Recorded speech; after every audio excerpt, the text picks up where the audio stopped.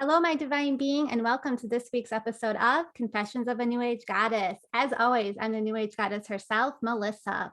This week, we will be having Daniel Jackson joining us. He is also known as Spirit Medium Daniel. He is a working medium, public speaker, and teacher of all things spiritual. So, Daniel, welcome to the pod. Hey, Melissa, how are you doing? Super excited about this. Happy to be here. Yeah, it's good to be super and happy. Mm-hmm. So did you want to tell our listeners a little bit more about yourself or just, your starting out story? My starting out story. Well, sure. Well, I could just go from the beginning of how I found out about all this stuff. I've seen spirit ever since I was a kid, maybe like 3 or 4 years old. My parents and I, my two brothers and my sister, lived in a town in New Jersey, right on the Delaware River, and there was a battlefield that had a little hospital there, and a few of the homes in the area were all haunted, as well as ours, and to the point where, like, I remember my sister and my mom were getting ready for school one morning, helped my sister get ready for school, and they stood in front of this full length mirror. And when they did, there was another woman standing in the mirror. She had on a colonial outfit. We would see things flying around the house all the time. The glasses would move, the ashtrays would move, cabinet doors would open up all the time. I remember one time my dad fell asleep in bed. He was a smoker and he fell asleep. The top blanket had a big giant hole burned through it. The next blanket had a hole through it. The top sheet had a hole through it, burned a hole right through my dad's t-shirt and burned a hole completely around him. And he didn't get burned at all, Hmm. which is kind of crazy. Um, I know my brother was after we left the home, we moved down to Delaware. My brother was living at the home, and he had some friends come out to his house, and they were knocking on his door, asking him, "Hey, come on, wait, no, open the door, open the door." And my brother didn't open the door, so they called him on the phone. They said, "Hey, how come you're not answering the door? We see people walk around in the house." And he said, "We're not home. We're on a camping trip." So yeah, they were seeing stuff there. And then, like I said, we moved to Delaware, and my mom and dad was no longer seeing anything. I was the only one who was seeing it. I back at this is when we got there, it was in the mid '80s, middle '80s, and I got there and had my big hair, and I was playing drums in a rock band and had the zebra stripe spandex just to prove it. And I came home from a gig one time and I laid down in bed, and when I did, something laid down next to me.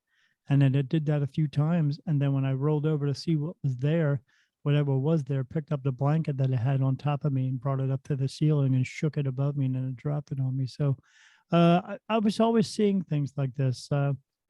My girlfriend and I, later on, when I was in my 20s, were watching TV, and she was at the foot of the bed and I was at the other end. And this big white thing kind of snaked its way out of the closet and across the room, and then it just disappeared, and it scared the crap out of her and me. But again, you just get used to it after a while. This was always happening in my 20s, 30s, 40s, right all the way up until before I turned 50. And then my wife had to go away on vacation. We're in this house that I'm here now, and she goes out to California, and for 2 weeks, I saw everything unimaginable you could think of that was in a scary movie. Hmm. I saw 7-foot skeletons walking around the house, and green and red mist pouring out of the walls, and skulls floating around the house with these red eyes and big fangs. And I saw one time I rolled over in bed to see what time it was, and there was a little girl kneeling next to my bed. She had blue eyes, blonde hair, and a blue and white dress on. And I found out later her name was Wendy. Um, and she still lives here. But had all this stuff going on. My wife finally came back, and when she did, she told me about her adventures, and I told her about mine. And she thought she's a nurse, so she thought maybe because I'm diabetic that maybe something was wrong with my medication, some type of psychosis was going on. But 3 days after she returned, she started seeing some of the same things, and Mm. so we sought out help, and we had a paranormal group come to the house. I tried to get a priest to come to the house to do an exorcism, but they wouldn't do it because I'm Wow. Catholic. But Mm. that paranormal group came to the house, and the only thing about it was when they got here, I saw that little insignia on the side of their van, and I just thought to myself, I don't want to be this kind of famous. because people go to start looking around you, especially at the house. They're going to think the Blair Witch Project's happening at the house next door to Mhm. them. Unfortunately, it is, and it still is. So they just don't know it. But so they came to the group. The group came to the house, and they set up all kinds of equipment. And they took pictures of me. They took pictures of me walking around with each member of the group, and then by myself. And then every one of those pictures of me, there was 15 or 20 light orbs completely surrounding me every single time. Hmm. They used this thing called a spirit box or ovulus, and they turn it on, and energy goes in, and it says words. Well, they had me pretend I was in the bedroom sleeping, and they came in the bedroom and turned it on. And they turned it on. It said the words Helen, Michael, Paul, Wendy. It said the words unique, special, energy, light. One time it said the word road, like a street said road. When it said that, a car went right past my house. So kind of strange. But then they started asking questions. And one of the big questions they asked were, "Are you here to harm Daniel?" And then it said in that computer voice, "No, we're not here to harm Daniel. We love Daniel. We love his light." Then it said, "Daniel is the light." And I Hmm. was like, what the heck's that supposed to mean? Because that was kind of crazy. Um, Eventually, they got so much information that uh, they were supposed to come back and do a big reveal, and they never did.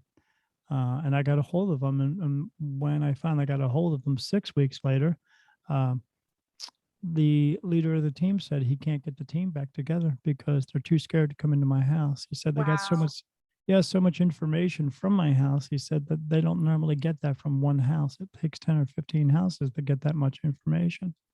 So they just wouldn't come back. So I had to reach out, and I reached out to mediums, um, and I found 5 of them, and all of them, none of them knew each other, but all of them told me the same story about me.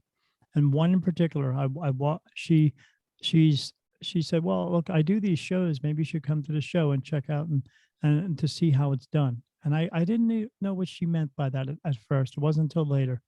Um, so I just go to one of the shows, didn't tell her I was coming. And as soon as I walked in the door, there's 50 people in there, and she turns around and stares directly at me. And I didn't tell her what I looked like or anything. And then she read 8 people in the room, and I happened to be the second one.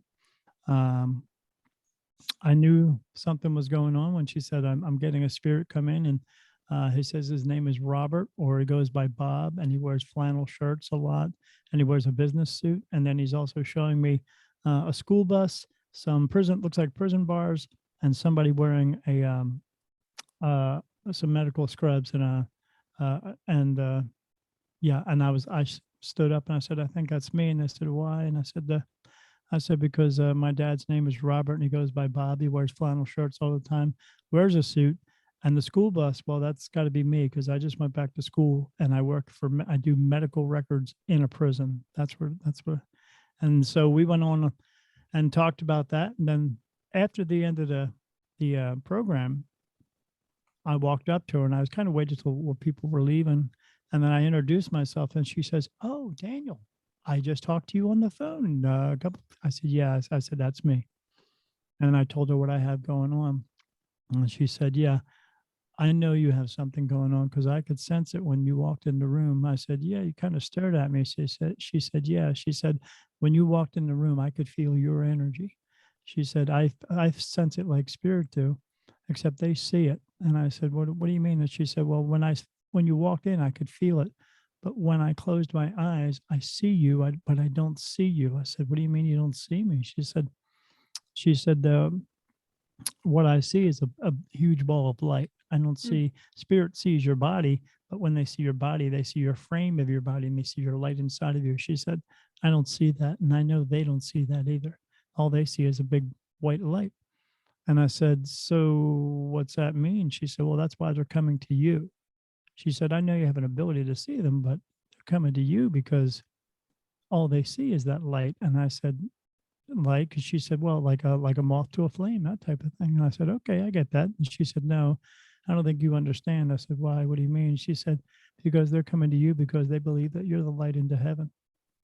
And I said, oh, well, what do I do with that? And she said, Right. well, you got to make up your mind. You have to make a decision. You have to have a sit down with the higher power or God, whatever you want to call him, and you have to either accept this ability or push it away. Some people do push it away. And I said, well, she said, I know you don't want it to go away, but you got to make a decision here because they want I think they're testing you to see what you're going to do next. And I was like, testing me for what? She said, to see if you're going to use it for what it's intended for or to push it away. So my wife and I eventually went home and sat down and talked about it for a while. And then I went into the bedroom and said, I'm just going to do this. And she said, okay. So I went in there and said, I'm going to have a talk with God. And how do you talk to God? You talk to him any way that you want to talk to him, because anybody can talk to God anytime they want to. They just have to realize you don't have to go to a big white building with a bunch of other people and dress up and try to look pretty, because you don't need to. So, because God just accepts you for who you are. So I went in there and sat down and had a talk with him and told him, if this is what you want me to do, this is what I will do. I mean, I'm seeing all kinds of crazy things. So if that'll help it or straighten it out, because if I can help these things that are coming to me or just help people, that's what I will do. So whatever it is you need me to do, I'll say yes to. And that's what I did.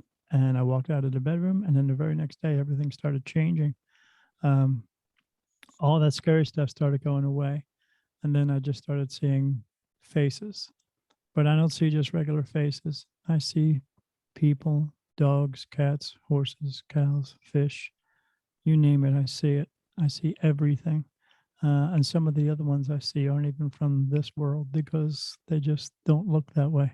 Mhm. So uh, that very first year was a journey. I met a woman who was putting together a group of other mediums to just get together and talk about things.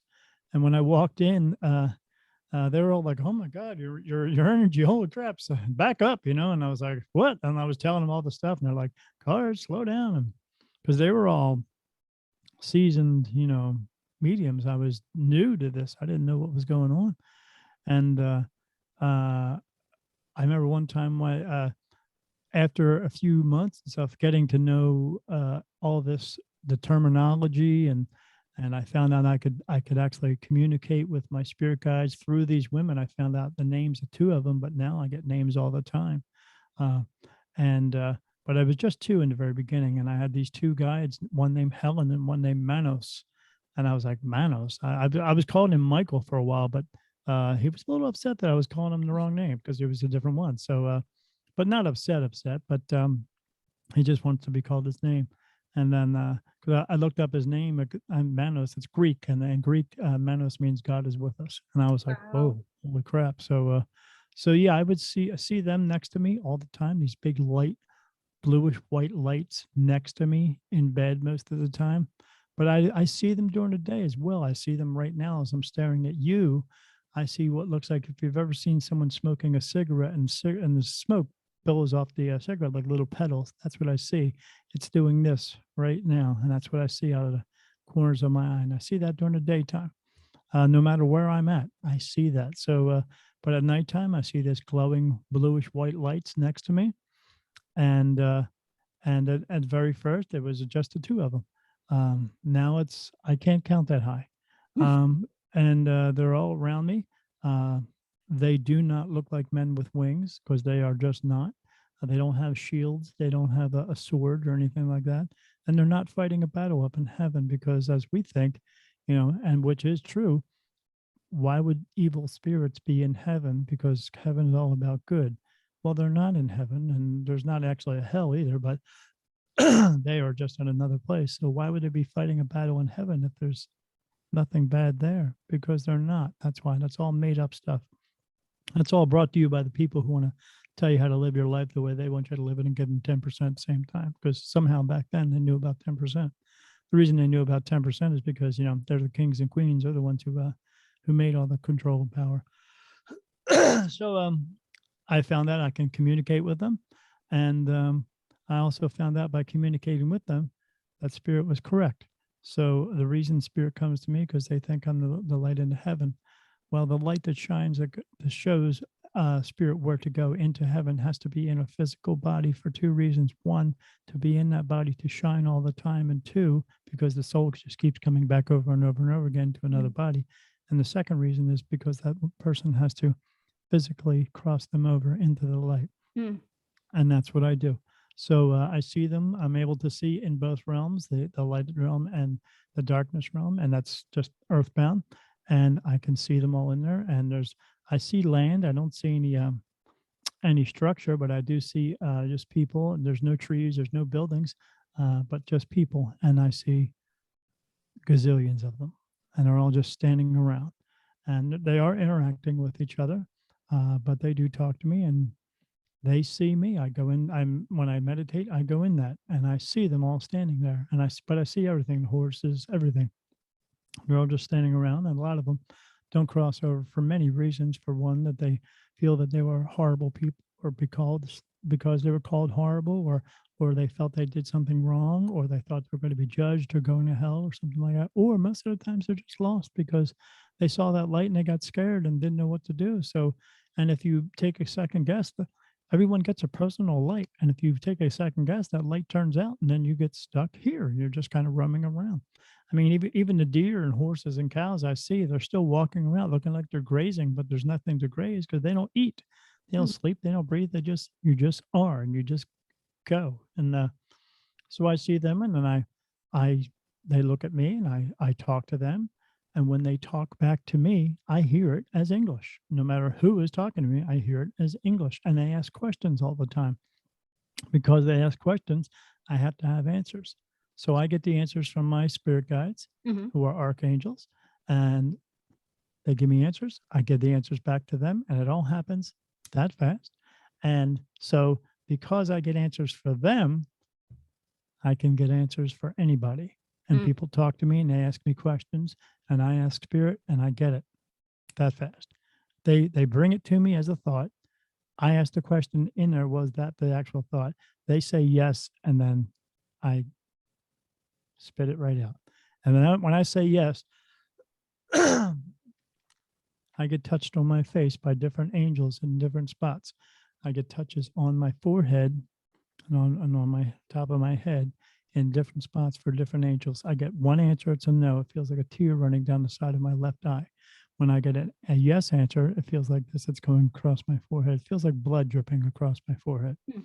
So I have a uh, I have a Raphael that touches me here. You probably know some of these names. I have Manos that touches me here. Another Raphael touches me here. Gabriel touches me up here by my temple. Uriel touches up me a little bit higher. On the top of my corner over here on my left hand side is Michael. Look, feels like a letter L when he does that. Have another one that touches me on top of my head. Feels like spiders walking across. Like I can feel like somebody rubbing my head.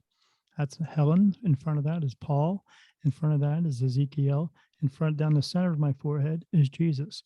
Over here on the right side, by the top, comes across angel with a bad rap, not the devil. His name is Lucifer.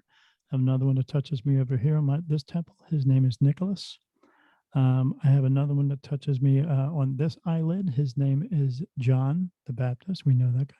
I have another one that touches me over here. His name is Jacob. I have another one that pinches me on this eyelid. His name is Daniel. I have another one that drips down here. His name is Ansel. And I have another one that touches me on this slide. Yeah, it's Richard. And this one that touches me right over here on my eyelashes. I've only felt that one 5 times since I've been doing this, and that's the big God. When that comes in, that's really important. So, Mm. and I see them all the time, Mhm. and like I said, they don't look like men with wings. Uriel, Ezekiel, Gabriel, Raphael, Manos. They look like a 10-foot prey mantis. They're Hmm. huge, and that's what they look like. They're just beings of a higher consciousness, no longer needs a body, but that's what they look like from a gazillion years ago, and they've Mm. been they've been here a lot longer than religion. Religion's a crock of shit. So yeah, it's again, they're just trying to tell you how they want you to live your life. That was all created by kings and queens. They they create a lot of stuff like prophets. Prophets were people who were musicians and poets. And why were they that? Because they were musicians and poets. That's why they just Yeah. thought that they did something special. So they called them a prophet. They were nothing. They were just people. That's all. it's not their nothingness, but that they didn't have anything more special than somebody else who could be a poet or a painter. So, Mhm. Mhm. but a lot of that stuff is just made up It's the for truth. power, control, and greed, all that Oh, stuff. yeah. Oh, But yeah. yeah, I've and this has all been going on for 5 years. I Okay. didn't know. I just turned 50 5 years ago. I'll be 55. Everything that I know, everything that I talk about, everything that I see, feel, hear, smell, all that, 5 years, and none of it comes from books because I don't read books. I've only read one book in my entire lifetime, and that was 25 years ago, Howard Stern's Private Parts, and what a ridiculous guy that is now. So yeah, yeah. So what Okay. do you want to know? Oh my gosh. I mean, so many questions. We could be here all night. Sure, But I know, right? what really popped out to me was because there are so many that communicate with you. Do Yes. certain guides communicate with you for certain themes? Absolutely. So when, especially when it's, um, like if I'm doing a reading with someone, a woman, then Helen, she starts touching me on top of my head. And so I get each one of them touches me for yes, and then that one no answer. Mhm. But if it's just a general yes answer, then I get a feeling that goes right on my eyebrow for a general yes. Uh, but yeah, certain ones come in for certain things, that's for sure. And especially like for someone that's about protection, then Michael comes in and touches me for that stuff. That But makes sense. yeah, then Helen comes in a lot of for the more nurturing type of decisions, stuff like that. Okay. No, that makes sense to Yeah. me. And then would you say it was kind of gradual? Like you said you started out with 2 and then it kind of Absolutely. grew from Absolutely. there? Okay. Yes, it was because it started out with just the two. Uh, and as they told me, they didn't give me everything because if they gave me everything all at once, it would have been too overwhelming. Right. Besides that fact, I watched, have you ever seen the movie Avatar? No, I know what you're talking about, but I have never seen it. Okay, in the movie Avatar, there's a scene where this one guy, a soldier, gets hurt, and then he's in this like clear pod thing, and these little machines are coming down with these little arms, and they're working on his body, fixing it, putting it back together. Well, I see that at nighttime, so I see what I call the board, which is it's a round table of all these other beings, and they're all sitting there looking at each other, and they're talking to each other, and I'm watching it, and they're discussing what they're going to do next, and what they're Hmm. doing is they're going to work on me, and I watch them do that, and what they're doing is they're working on my soul, so I'm able to communicate with them better, see them better, feel them better, hear them better, all of that stuff. Um, uh, and so I'll see the board do that, and then like the next day, I'll wake up out of the middle of the sleep or right before I go to bed, and I see my guides and their arms and coming down, and they're actually touching me, and I can feel them working on me. I actually feel like little cold touches all over my entire body, and what they're just working on my soul. And I just watch them do it. But because of that, when they have told me through channeled messages, because I'm able to channel as well now.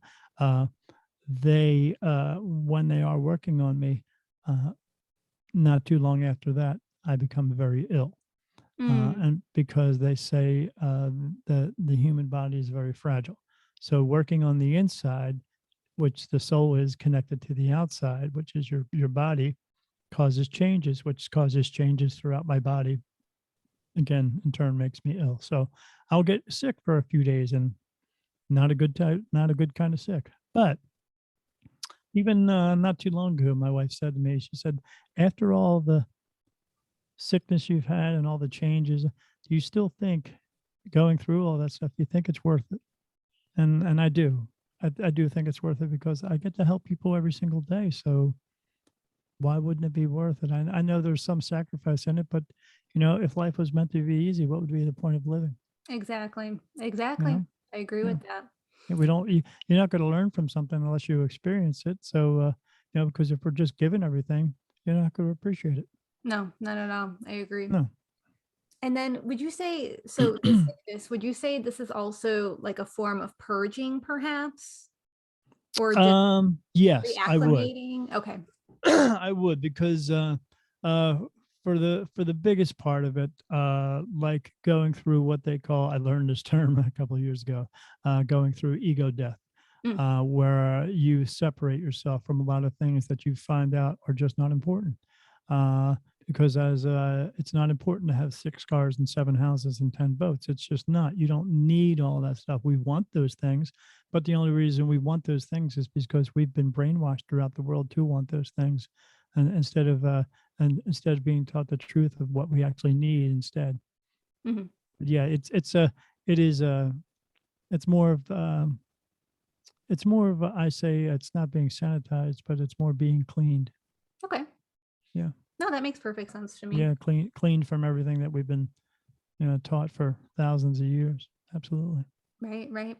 Okay. And then I think my other question would be just for you, when you have an issue going on in life and you need clarity, because I know you were talking about, helping other people. What about, when Daniel Doesn't take very long. No. has So something?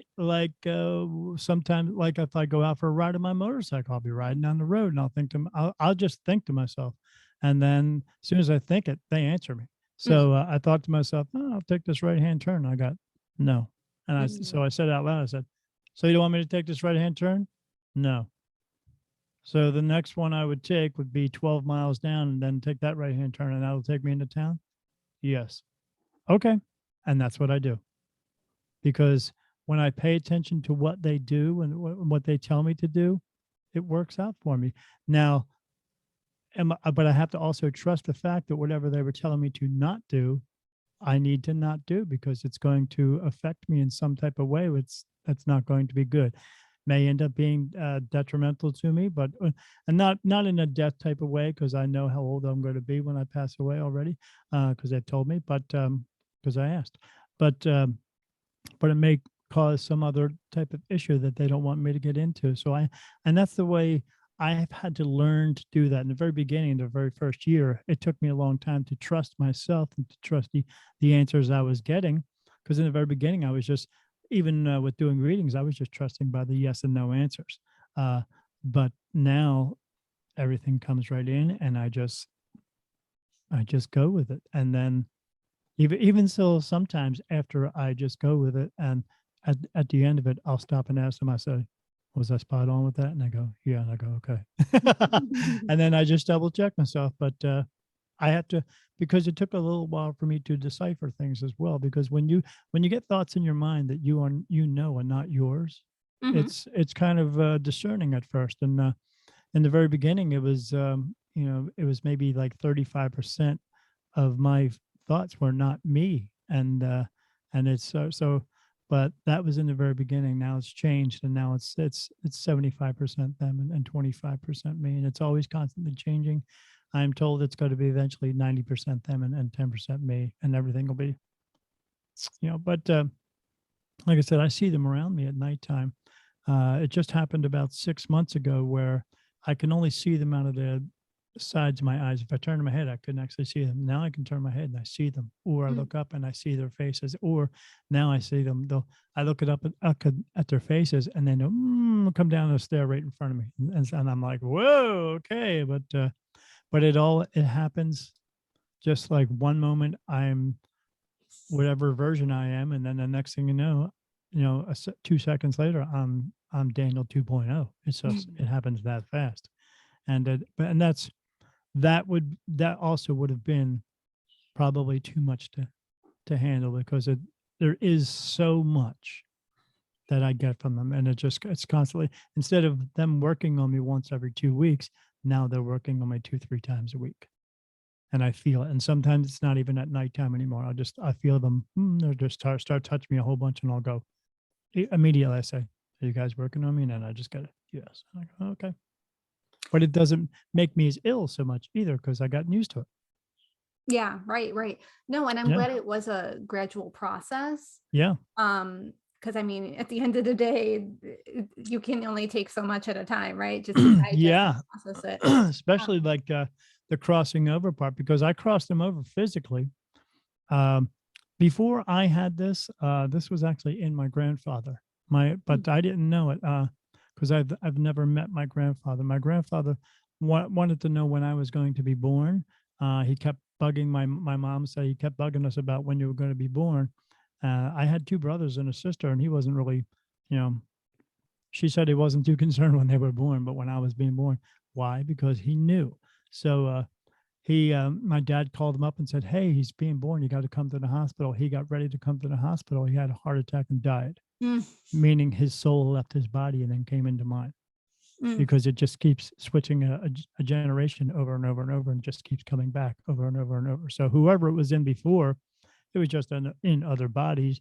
I I I do know some of the lives that I was previous, but not as many as people would like me to, because if they actually knew how many times I'd been here, just like me, they would shit themselves, because most people come here, on an average between 26 and 29 times, some of them more than that. But from what my guides tell me, I've been here since the beginning. My soul just keeps coming back over and over and over again. It's been here over 23,000 times. So it just keeps coming back, except for this time. This is the last time. And they told you that this is the last time. Yes. Okay. Yeah. What do you think that means? I don't know. I think it's going to pass along. Do you have any children? No, Okay. I think it's going to pass along. I mean, I don't know to who. That's my guess. no, This is just me. What is it? no. So after me, that's it. So That's it? Okay. so meaning when you pass away, each person will get their own personal light, and everybody does anyway. And you get your choice to either cross over in or not cross over and stay here. But everyone after that, if you don't cross over, you just kind of hang out here, and then you're just going to have to wait until the end, Mm, and that's coming. okay. Very And about interesting. we're not getting to Star Trek and Jetsons. Got it. Got Yeah, it. you're not going to be here for it. Don't worry. But a couple of 100 years, this place is Oh, done. then I Yeah, this won't be place is. around that long. Yeah, Yeah. don't worry about it. Yeah, you'll be back home hanging out, going, man, I'm glad I'm not there anymore. Yeah, Yeah. yeah, Got out just yeah, in time. yeah, absolutely. Yeah, but you're going to witness some of it here. Right. Right. Yeah, I'm not surprised. So yeah, yeah. Nobody like us is. no, yeah. That's crazy, right? Everybody else just walks around blindly. Yeah. And it's it is hard sometimes. That's why I always like to talk to like-minded people, but you don't always have that luxury, Sure. Yeah, unfortunately. yeah, because we're not. It's hard to find us, and we're not all around. No, that's for sure. Not everybody wants to talk about it. That's why, because they're afraid somebody's going to think they're crazy or weird. When it's actually the opposite. Right. Right. But A lot more sane. that's why we have these conversations. That's right. That's right. Okay, great. Yeah. So I mean, I have spoken to other intuitives. Another one that I know, she did say the same thing, that she's been incarnated many times. I mean, Yes. to your level. And she was also told this was the last time, she's not coming back. You know why? Because she's kind of done too. Yeah, well, the reasons why you come back is because we don't fulfill our purpose. If you fulfill your purpose, then you don't have to come back. And it's your soul, the purpose that it's fulfilling. And it's not like your purpose is not you becoming a doctor or a lawyer or a basketball player or anything like that. Your purpose is you're here to help each other, but just for the sake of helping, just because you can, because you should. And doing that means someone can come up to you and say, hey, excuse me, miss, and I'm lost. Can you help me? But it's up to you to use your free will, whether or not you're actually going to do that. And if you don't, that's fine. And if you don't do that for a lot of reasons, for like, say, oh, I don't like people, I don't care about it, blah, blah, blah, blah, it's all about me, blah, blah, blah, then you'll just continue on the alternative path, because there's two paths to take, the alternative or the correct. And if you stay on the correct path and you help people enough, then eventually, because people just continuously come back because they want us to do it a lot, but it's not always easy to do. So we do it as much as we can, and people do come back 24, 25, 26 times. But there are some people who just come back even more than that, because they stay on that alternative path. And when they do, well, the alternative path will bring you back here again. So yeah, but yeah, this is the last time for a lot of people. Mm, hmm And that's because of what's going to happen in the next couple hundred years. Yes, and then because what's going to happen after that? Because things will start someplace new. Mm, It'll be called, which is actually the title of my. So I'm writing a book about my whole story, and then it's got a big message in there that they wanted me to put in there, and it's like 25 of them.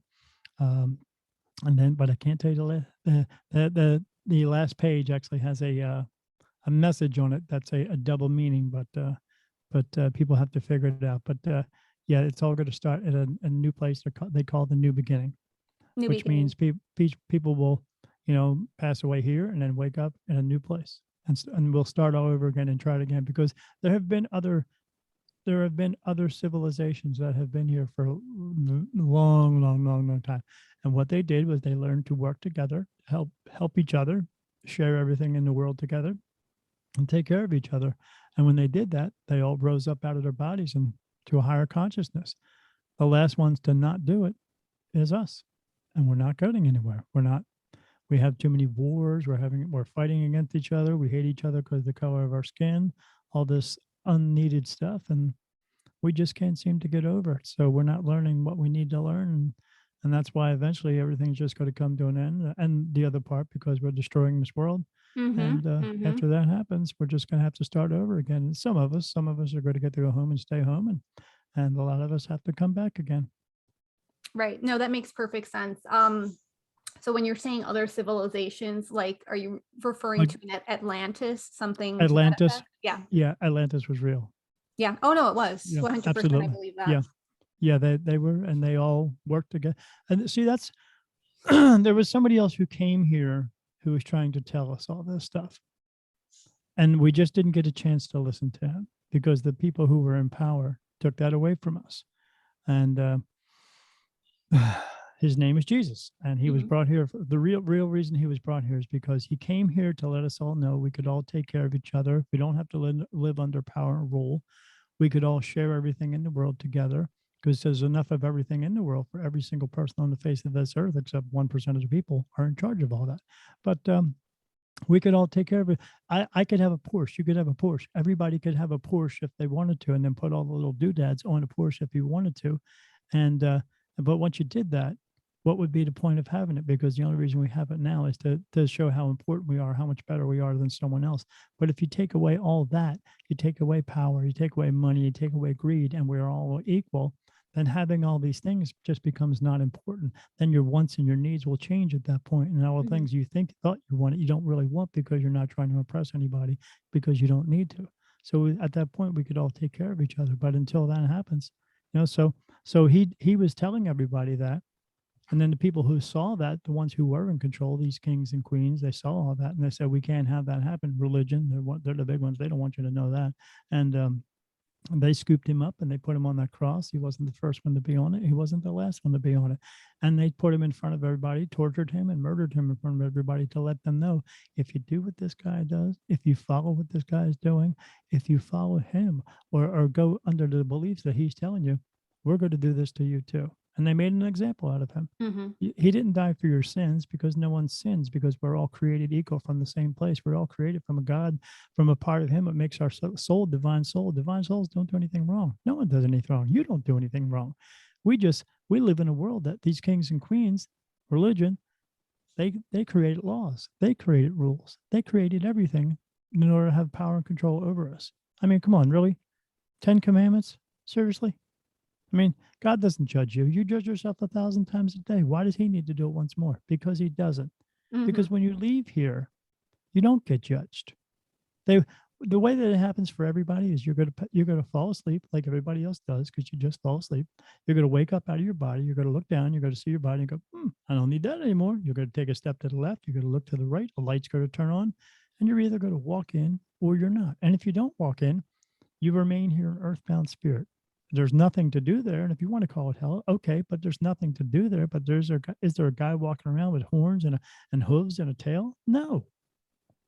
You're just there. You just are, and there's nothing to do except stare at us all day and then watch everybody do a bunch of stuff that you don't have to do anymore, because you don't sleep, eat, breathe, and none of that stuff. That's why I tell people, don't mess with that smudging stuff. It doesn't work.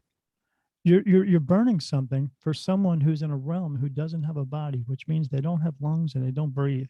So they can't smell anything that you're burning. The only thing you're doing is setting off your fire alarms. So just let it go. So if you want negative energies to go away, be positive. That's all. That's the only way it's good. It's like having two magnets that they can't stay in the Yeah. same space. So you want them to go away? Think about good things, because what happens is with them, they can read your thoughts, they can read your mind, as positive energies can do as well.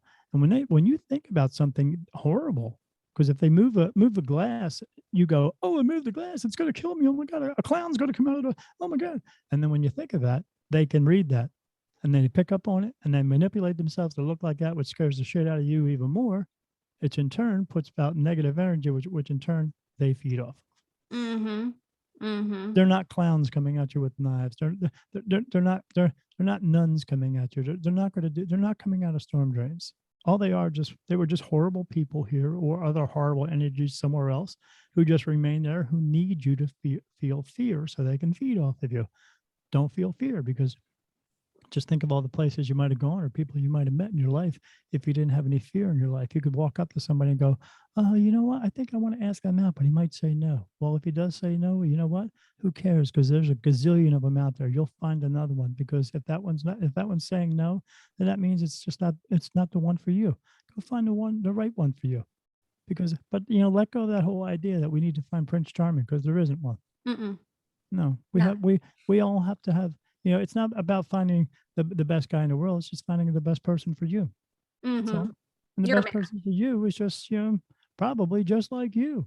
So, don't, we all have faults, but it's just things that we do. That's all, because that's the way we're used to doing them. But yeah, they let that stuff go. But yeah, you can either cross over into that light, and that's what I suggest everybody does. But I also just everybody go out and fulfill their purpose and help as many people as they can, because the more you do that, then you won't have to come back. But yeah, you'll come out of that body, and you go through that light, and then you go to a holding place, because no one goes to heaven right away for two reasons. One, 130,000 people die every day, and you have to wait your freaking turn. And two, they're just going to go over they're going to say, Melissa, you know what? You made this decision, and you think it affected this person, but it affected this person, this person. And you go, oh man, because in order to cross over into the light, you have to let go of all your pain, anger, sorrow, grief, guilt, and anguish, and all that stuff. All those things you learned how to have, because you didn't come into the world with any of them. You learned them here. If you take two children of the age of 2 years old, of every race, creed, and color, whatever it is, because we're all just human anyway, and put them all in a room, and then turn around and say, I want you to point to me, who do these other kids in here do you hate? They're going to look at you like, I don't know what you're talking about, because they don't know how to hate anybody yet.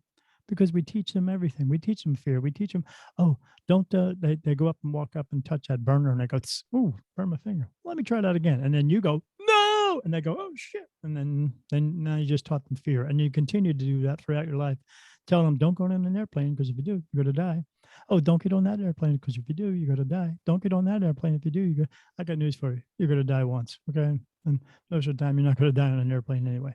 You're just going to be walking around somewhere, and you're going to die. Because why? Because there's two rules in this world. As long as you understand these rules, as long as you follow them, as long as you comprehend them, you'll appreciate your life a little bit better, and everyone's life around you. And rule number one is people die every day. And rule number two is you can't change rule number one. I don't care what vaccine you take. You're not changing it, because everyone's going to die. No one's meant to be 150 years old. And I don't want to be here when it hurts to pee. So, let it go and get the heck out of here. And if you have to come back and do it again, you just do. It's not punishment. And that's what they're going to do. Go over your life with you and say, well, you didn't help enough people. You got to go back and do it again. But you, as a beautiful, white light loving soul, will go, okay. And not think twice about it, because you get to come back to earth and do all these crazy things again. But I tell people now, do what you got to do to fulfill your purpose. Punch that dance card so you can get out of here and don't come back. Because if you die over the age of 30 years old, you don't come back for another 80 years after that. You die under the age of 30 years old, you come back 8 years later. And why is it a cycle like that? Because so you're not recognized by anybody. That That's makes why sense. that's why I tell people, don't mess with the 23andMe and the Ancestry.com, because the person you're looking up from 100 years ago that looks similarly like you was you. So don't Mm. bother with it, because you've come from all over the world. You've been here a bunch of times. You might be African, but you also might be English, Chinese, wherever you came from, all your other lives. But yes, don't mess with any of that stuff. But yeah, you may have to come back and just do it all over again. But I tell them not to try not to have to do that. Wake up and decide you can just help people just because you can, because you should. And if you do that enough, you won't have to come back because you don't want to come back. Because if you come back the next lifetime, that's 80 years after you pass away over the age of 30 years old, at least from 100 years from now, you don't want to be here because this is not going to be a nice place. Because if you think it's crappy now, you're going to be living in a war-torn world. It's like be living in the 1700s, except everything is destroyed. So people need to get out there, open up their eyes, stop listening to the government, stop listening to religion, stand up and just go out and try to be better people and be better people to other people and take care of each other people because we can, because we should. We can't let them continuing to tell us that we can't and how horrible you are because you're absolutely good enough to do anything you want to do in this world. You just have to have faith in it. Don't let them tell you that you're broken because you're not. Because the reason why they're telling you you're broken, because they want to tell you that, oh, by the way, since you're broken, don't worry, I'll give you one of my doctors so we can also fix you too. But they're never going to fix you. You know why? Because there's not enough money in a cure. That's why. If you just stop listening to them, you'll realize you're not as broken as they say you are for everything. Because there's only two things that we have to, in this whole entire life, that you're going to make decisions for. Two things. Because there is no right and wrong. There's no epic failures. There's no mistakes. There's none of that. There's either what works for you or what doesn't work for you. And what works for you doesn't always work for someone else. So here's what you do. What works for you or what doesn't work for you. You walk through a doorway and there's a nail in the floor. You trip over the nail because people do. What do? Learn that lesson. You go get a hammer, come back, you bang the nail in. Now you walk through that door freely for the rest of your life. Or you're just one of those people who continues to trip over the nail 4 and 5 times. Because people do that as well. Why? Because they just don't learn lessons very well. I know these people. I worked in prison for 6 years. They don't learn lessons very well. Why? Because they haven't figured out that they're not good criminals. That's why. They keep doing the same dumb shit over and over and over again. You don't have to do dumb shit over and over and over again to learn a lesson. But people continuously do because they just can't figure it out. Don't be one of those people. Just learn the lesson quickly and then move forward. Because you don't want to keep tripping in your life. No one does, but some people are low negative energy people, and some people just aren't. So learn the lesson quick. Let them continue to trip. We can try to take care of them, but you know what? Sometimes they just can't learn the lesson, and they just have to come back again. Don't be one of those people. Yeah, definitely. And really, what you're saying sounds actually quite simple because I think a lot of people, they get hung up on what is my purpose. Bingo. And it has to be some big grandiose thing. It doesn't Absolutely. sound like it to me. No, like just helping people. The reason they think it's going to be some grandiose thing is because they want it to be grandiose. Why? Because their ego comes back in and they want to try to look more important than someone else or try to feel better about themselves. Like, the people who go on Facebook and repost all those ads for those kids who are always missing. But if you read up on the ad, you notice that the kid's only been missing for a couple hours, but those things get reposted for 2 or 3 years in a row. Why? Because somebody could repost it. They don't pay attention. They just go, oh, I'll do this because this is going to make me look good in front of all my friends, or this makes me look cool, or I'll feel better about myself because they think they're actually doing something. It's like sending $20 over to Africa. You think you're actually doing something? You're not doing anything. Because the government gets $19, and then they spread out that other dollar real thin. So, no, let Africa take care of their people. We take care of our people, but what we could all do is just all take care of each other at the same time and get rid of the government, get rid of the religions, get all that stuff, and go back to the beginning like it was. We could all still have our jobs. But you just do your job because we have to have things in the world, and because if you could have everything, you wouldn't care if you have to go to work every day because there would be no pressure for it, and we could just take care of each other and just for the betterment of all mankind. And then when we get to that point, boom, we're all out of here, buddy, together. We don't have to worry about nothing anymore. We'll learn a lesson and go home and stay home.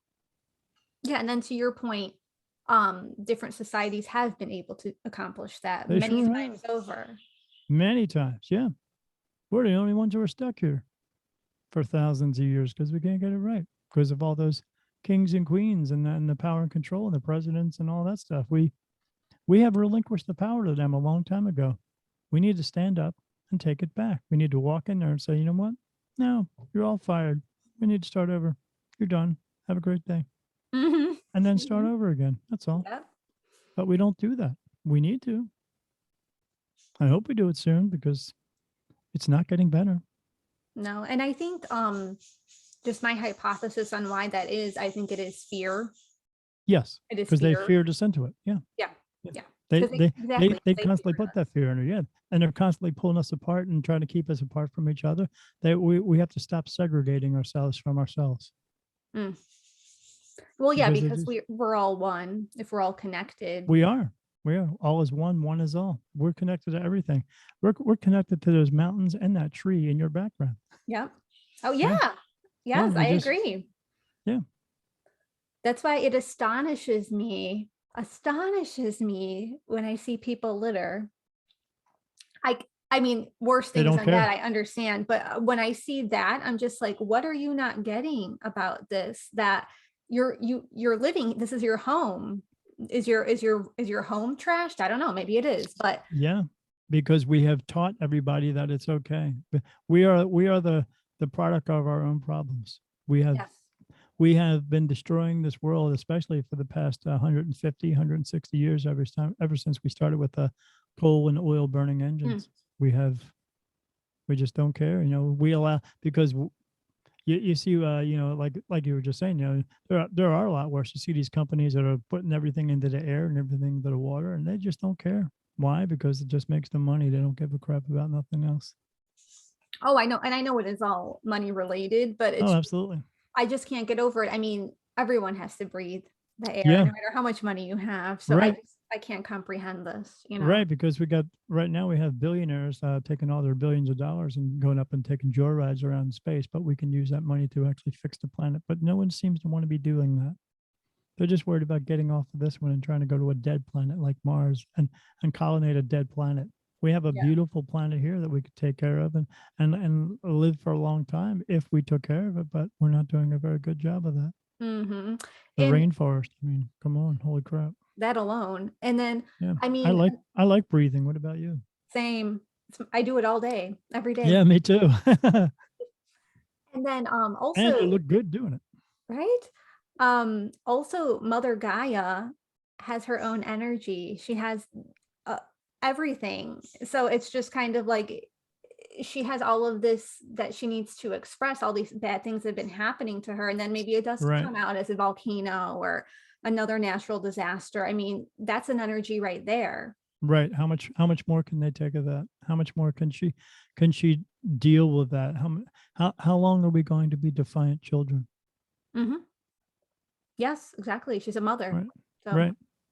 Right. And we don't care what she thinks, but we need to. yeah. No one would want to do that to their regular mother. Why do they want to do it to her? Mm-hmm. Mm-hmm. I agree. Totally agree. Okay, great. And then I know we are at that point. Okay. So was there anything else? I'm just, trying to be organized. Are Was you? Good for trying. you. Um, was there anything else that you kind of wanted to share as a message? I know we talked a little bit last night. If you just kind of wanted to do a little demo to see how it is to work with you, if you wanted to share anything, I'm pretty open-minded. Yeah, I know, because you have some things that you need to work on. That's for sure. Yes. And yeah, but with anybody, like anybody else in the world, the way that that's going to happen for you is if just let's just say it this way. Say if I was your friend, I mean, we're friends anyway now, but I was your friend, and say, just as an analogy, say you were an alcoholic. I know you're not, but just say you were an alcoholic and I was your friend. I would say, hey, you know what, Melissa, I will take you to alcohol AA. I will take you all the meetings. I will try to keep you. I will hang out with you and just keep you away from that and hopefully strengthen you. And I'll do all that stuff for you. But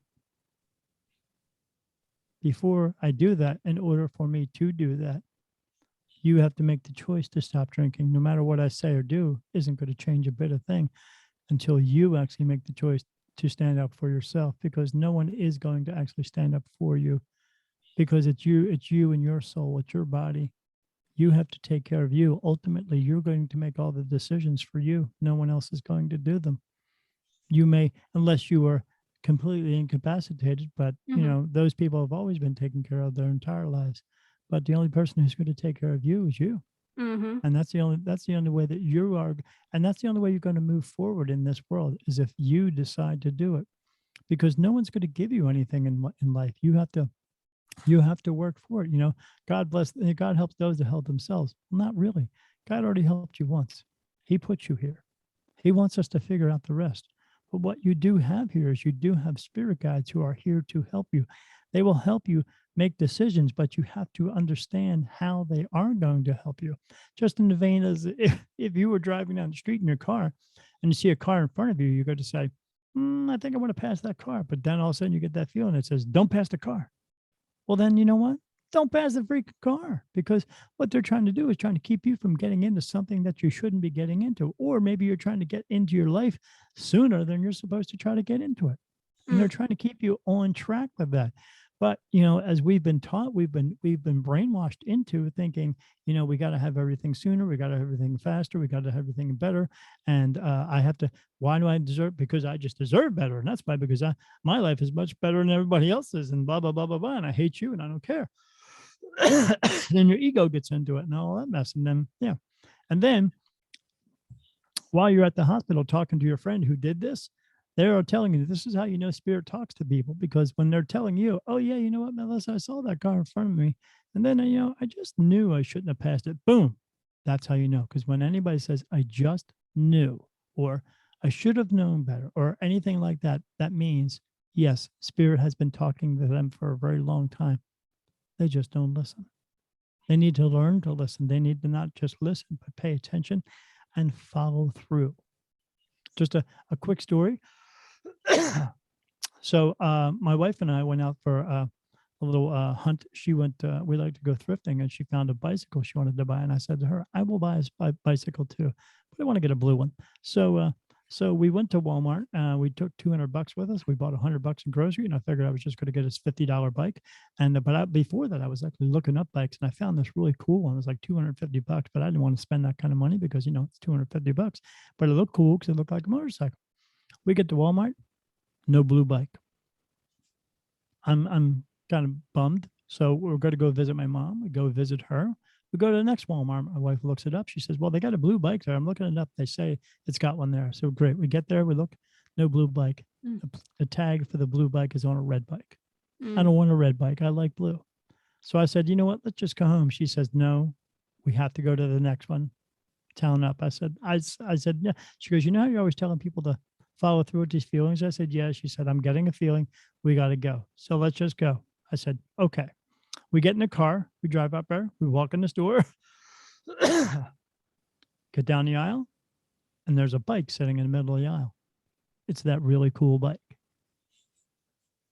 And I see it, and I run down there, but not really, because I'm old as shit. So I kind of hobble down there, and I get on the bike and I start riding around the store. And she comes up to me. She says, "You want the bike?" I was like, "Well, she's like, we'll just buy it. Well, I'll just pay for it on my credit card. We'll just buy it." I said, "Okay." We rolled it up to the counter. We bring it up there, and the girl says, "Where's the tag?" I said, "I don't know. There's no tag on it." She goes, "All right, well, we got to check out the bike anyway. So you got to get a helmet?" I was like, "Yeah, I guess so."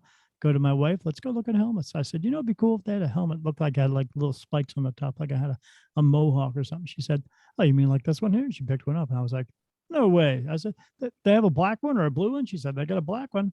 "Is it a large?" "It's a large." "Take it up there. Let's go." We go up there. They're checking out the bike. They said, "Okay, we got the price gun. Here we go. You ready, sir?" Ding. She turns around to me, looks, and she says, "That'll be $49, sir." And I said, "Excuse me, what?" And I'm looking at my wife. I'm like, "What? 40? What?" And she said, "It'll be $49." I'm like, "Huh?" And I thought for a moment there, maybe I should say something. But then I thought to myself, "Don't say anything." And and she said, "Do you want the bike or not?" I said, I can't get the money out of my pocket fast enough. And I'm pulling it out, and I give her $100, and she gives me $25 back. She goes, "Here you go. Here's your bike, sir." "Thank you very much." And I'm walking out of the store, and people are looking at me going, "Hey man, that's a cool bike." I'm like, "Yeah, get out of my way, man. I'm trying to get to my car." And I'm trying to get out of the store as fast as I can because I think someone's going to come after me because I'm stolen it or something. And I get out of the store, and we get out to the car, and I open up the car. I'm trying to get the bike in there. We get it in there, and finally get it in, and shut the door. And I look at the receipt. I'm like, oh shit. We get in the car, and we're like the people in the IKEA commercial, start the cars, get out of here. Oh, yeah. Yeah. And we get in the and fly down the road. We finally get home and get the bike out. And me, of course, I took a picture of it because that's what motorcycle guys do. And so I go inside, I take out the receipt, I look up the store, I look up the bicycle, $250. Mm-hmm. But because we paid attention to the signs that we got, I got it for $49 plus What the helmet. So what you were previously right, had envisioned. Yeah. right, Yeah. because I wanted the $50 bike, but I got it for $50. So had I not paid attention to the signs, I may have talked my wife out of that. We would have went home, and that was it. But I didn't, and so when I meditate, my guides either show me videos and look real videos like I'm watching TV, or cartoons. And one of the cartoons they showed me about 6 months ago was me riding my bicycle. The bicycle's out in my driveway, in my garage. And why? They wanted me to ride my bicycle. So I did. I started riding my bicycle all the time. Now I'm used to it all the time. And I go back to the doctor, and my diabetic numbers are great. And I lost 20 pounds. And yeah.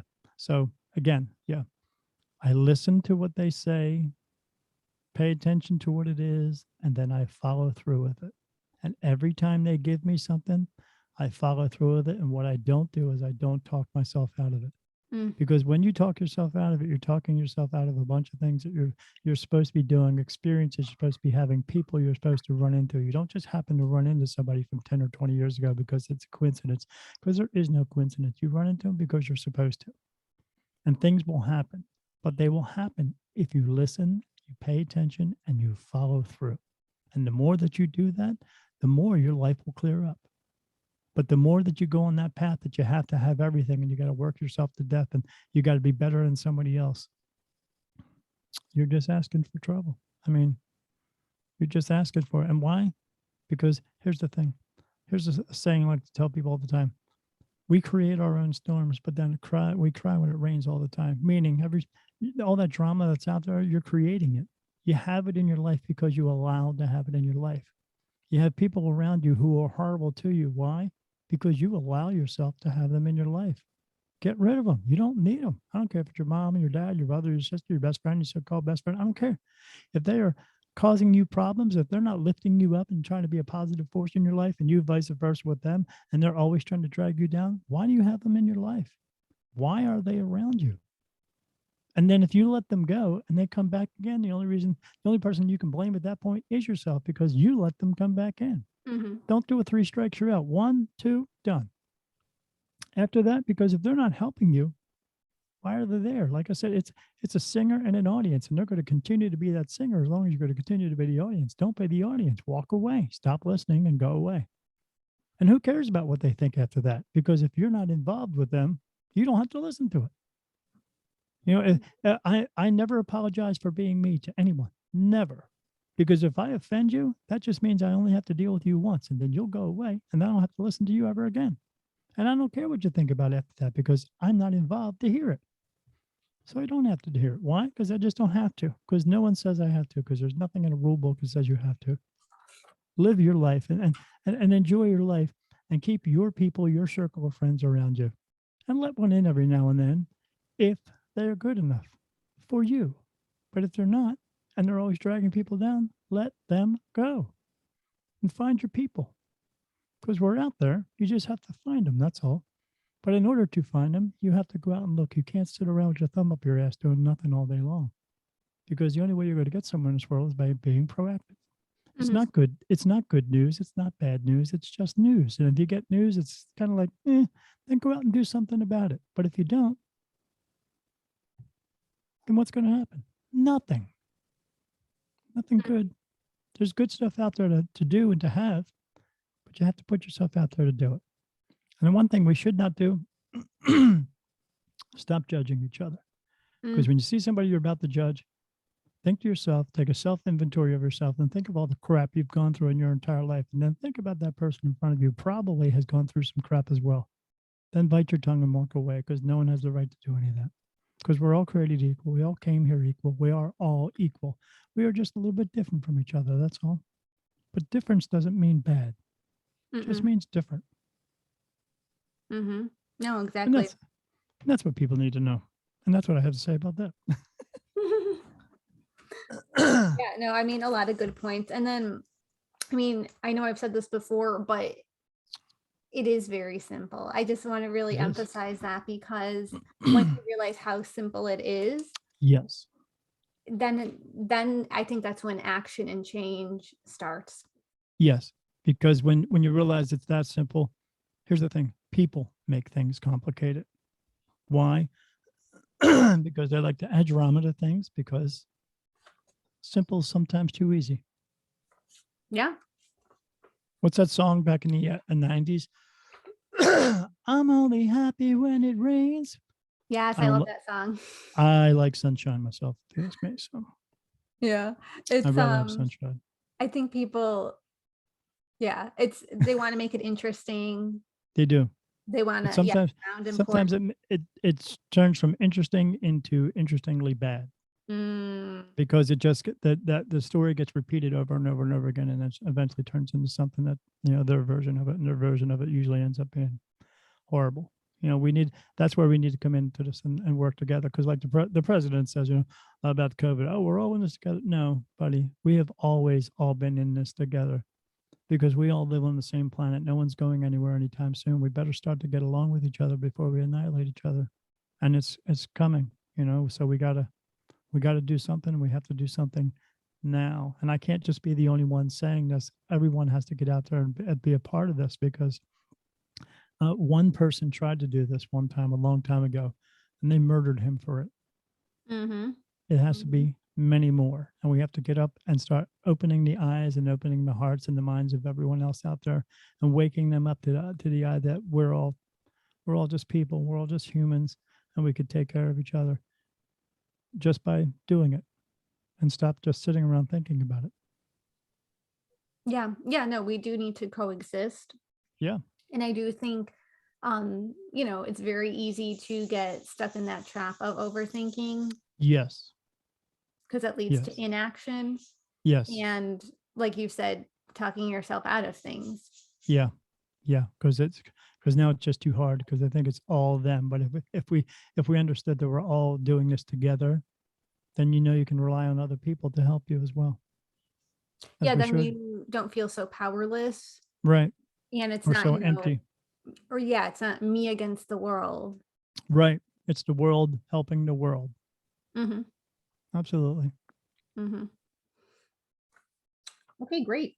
And then was there any other, I mean, like I said, could talk all night, but was there any other things that I think just people need to be made aware of or that they can implement in their daily lives that we haven't touched upon? I feel like it's never ending. There's so many uh, Sure. things They that could wake up in the always day, improve. and before they go out somewhere, they could look in the mirror and say, you know what? Just look at themselves because you can't lie to yourself and look at yourself straight in the mirror and say, you know what? I'm a good person. I'm going to go out and do good things today. I'm going to try to help at least one person. And hopefully and it's going to make the day of someone else. And I know when it makes their day, it's going to make my day as well. And then get yourself in that type of routine and do that every day and try to help someone along the line as much as you can. But yeah, we have to start with ourselves and we have to work on ourselves as well. And while we're working on to help other people, it's going to work on ourselves as well. We can do that. We just don't realize how much it will help us in the end. But in order for us to do that again, you got to be proactive. You got to go out and you got to start somewhere. Don't wait for somebody else to do it. And just because you're doing it doesn't mean you have to make it look like you're more important than someone else. You just don't. You can just do it just because. Hmm. Just for the sake of doing it. That's Yeah, reason enough. absolutely. I think so. Exactly. Okay, and then so there's I think, and I think a lot of other people think this too, everyone is intuitive, right? Everyone is, it's all about tapping Getting into in that. touch. Yeah, it's all about tapping into it, how messages come through for you. We all get them Yes. differently. Yes. So is there any advice you have for people who really want to explore that part of that themselves? Yes. Meditation. Hmm. You will find out more about yourself than you've ever known your entire life through meditation. And you're going to get messages, more messages through meditation, because what you're doing at that point when you're meditating, people don't realize that you have to clear your mind in order to meditate, but you will get much clearer messages during meditation because your mind will be open to it, your heart will be open to it. I used to meditate, I would say the word empty like 5 or 6 times out loud and then say in my mind just to clear my mind out. But it still takes a long time to get in that meditative state. So now I just use I go on YouTube, I find some meditation music, I look for binaural beats. Mm. I hook that up to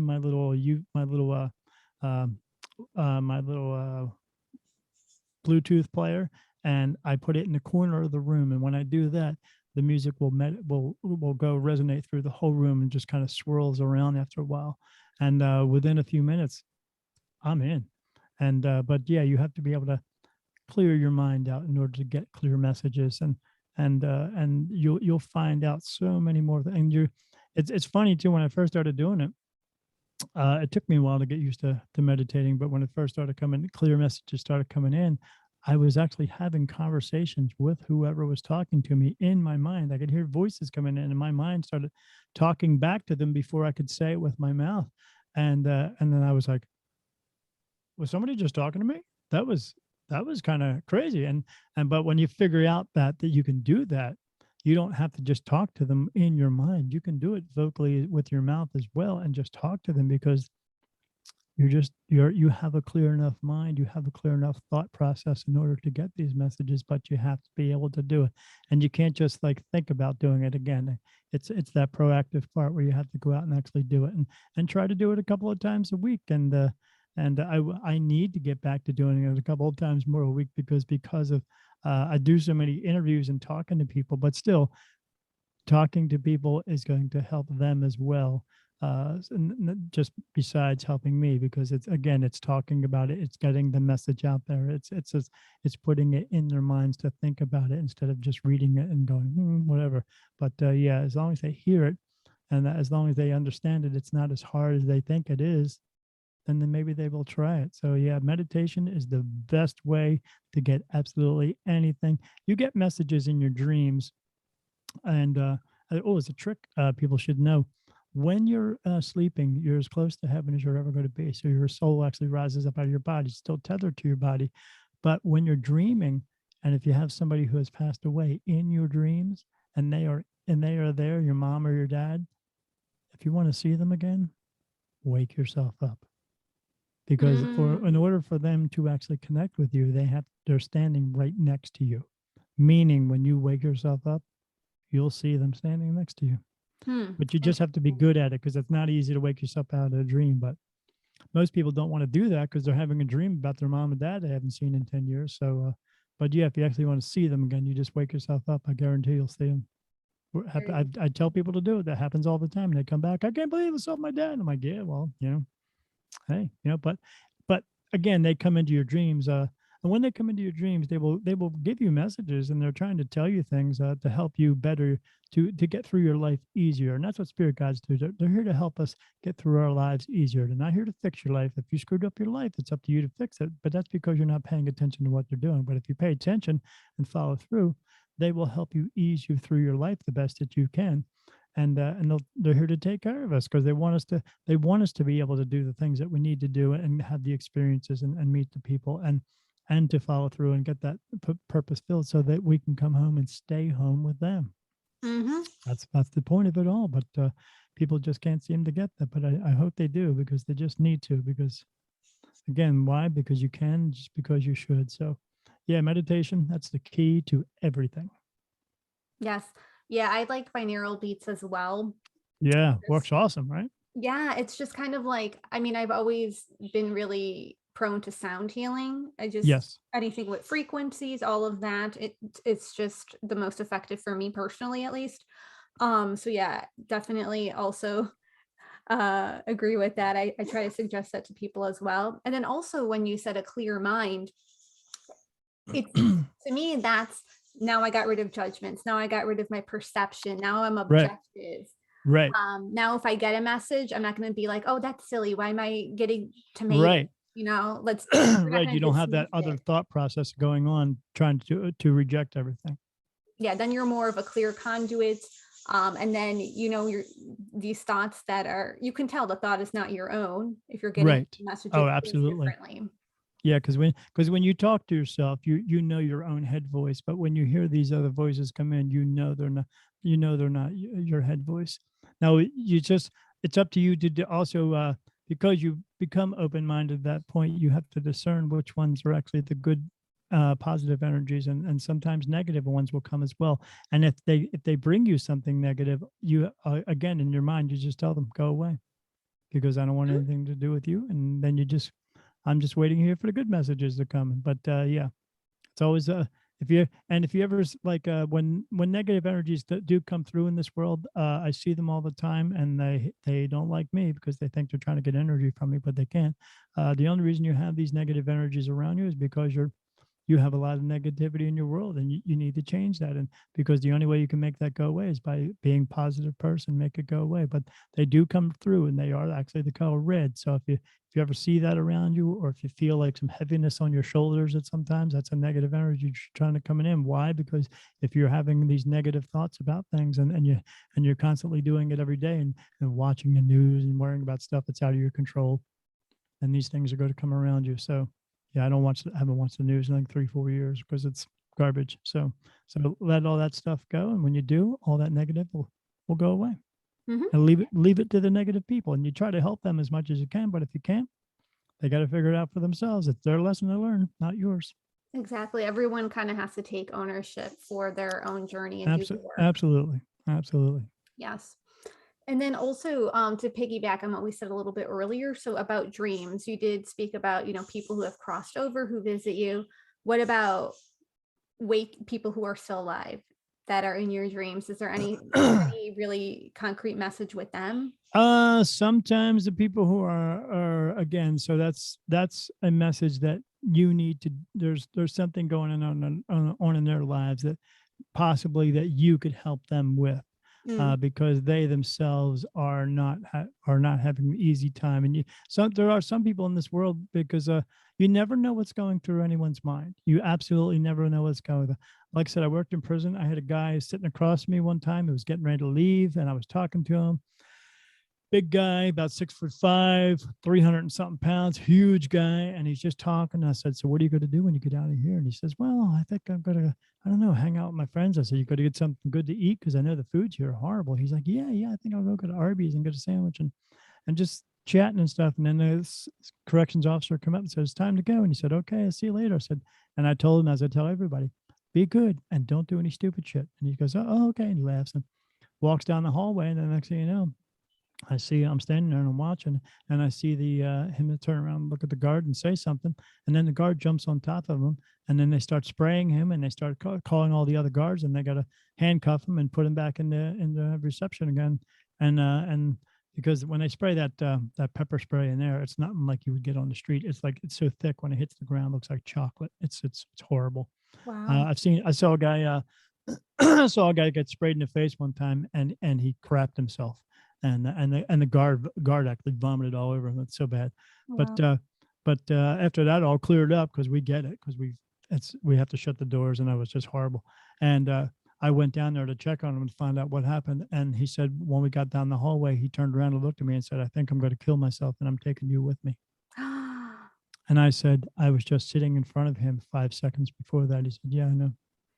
And that's when Yeah. I found out a long time ago that you never know what's going through anyone's mind because they may be sitting in front of you looking normal, and inside of them they may be screaming to get out. You just don't know. So yeah, so when you have somebody that comes in your dreams like that, and you know there's just a regular person here, as we should do any other time, talk to them and see Mhm. what's going on. and just let them know that they are not alone in this world. Because again, we all have spirit guides in this world, so no one is ever alone. But the world wants you to think you're alone because again, they want to come to your rescue, but they can't get to everybody. So Mhm. the only people who can get to everybody is us. So if they come to your in your dreams like that, there's something going on with them. You need to check in with them and make sure they're okay because they are sending out a message, in on another wavelength that is, they can't do it. They can't physically say it out, but they're putting it out of themselves and it's coming into you because you're the closest person to them. So turn around and say something to them and hopefully you can help them. Okay. No, I think that's a great message. Yeah. That's definitely a great message. Okay. And then outside of that, my other question was, so I know you said when you have negative energies, it comes to you as red. Yes. Oh Is boy. is that, would you say that's always the color red? Because to me, different colors mean different things. So maybe if I had a negative energy, it might not be that color. I'm just throwing it out there. What was I'll tell you why I see them in red because so um so what color would your background be, or what color would the wall be that's behind you? oh, the lights are off. I just have a spotlight thing. So I have yellow walls.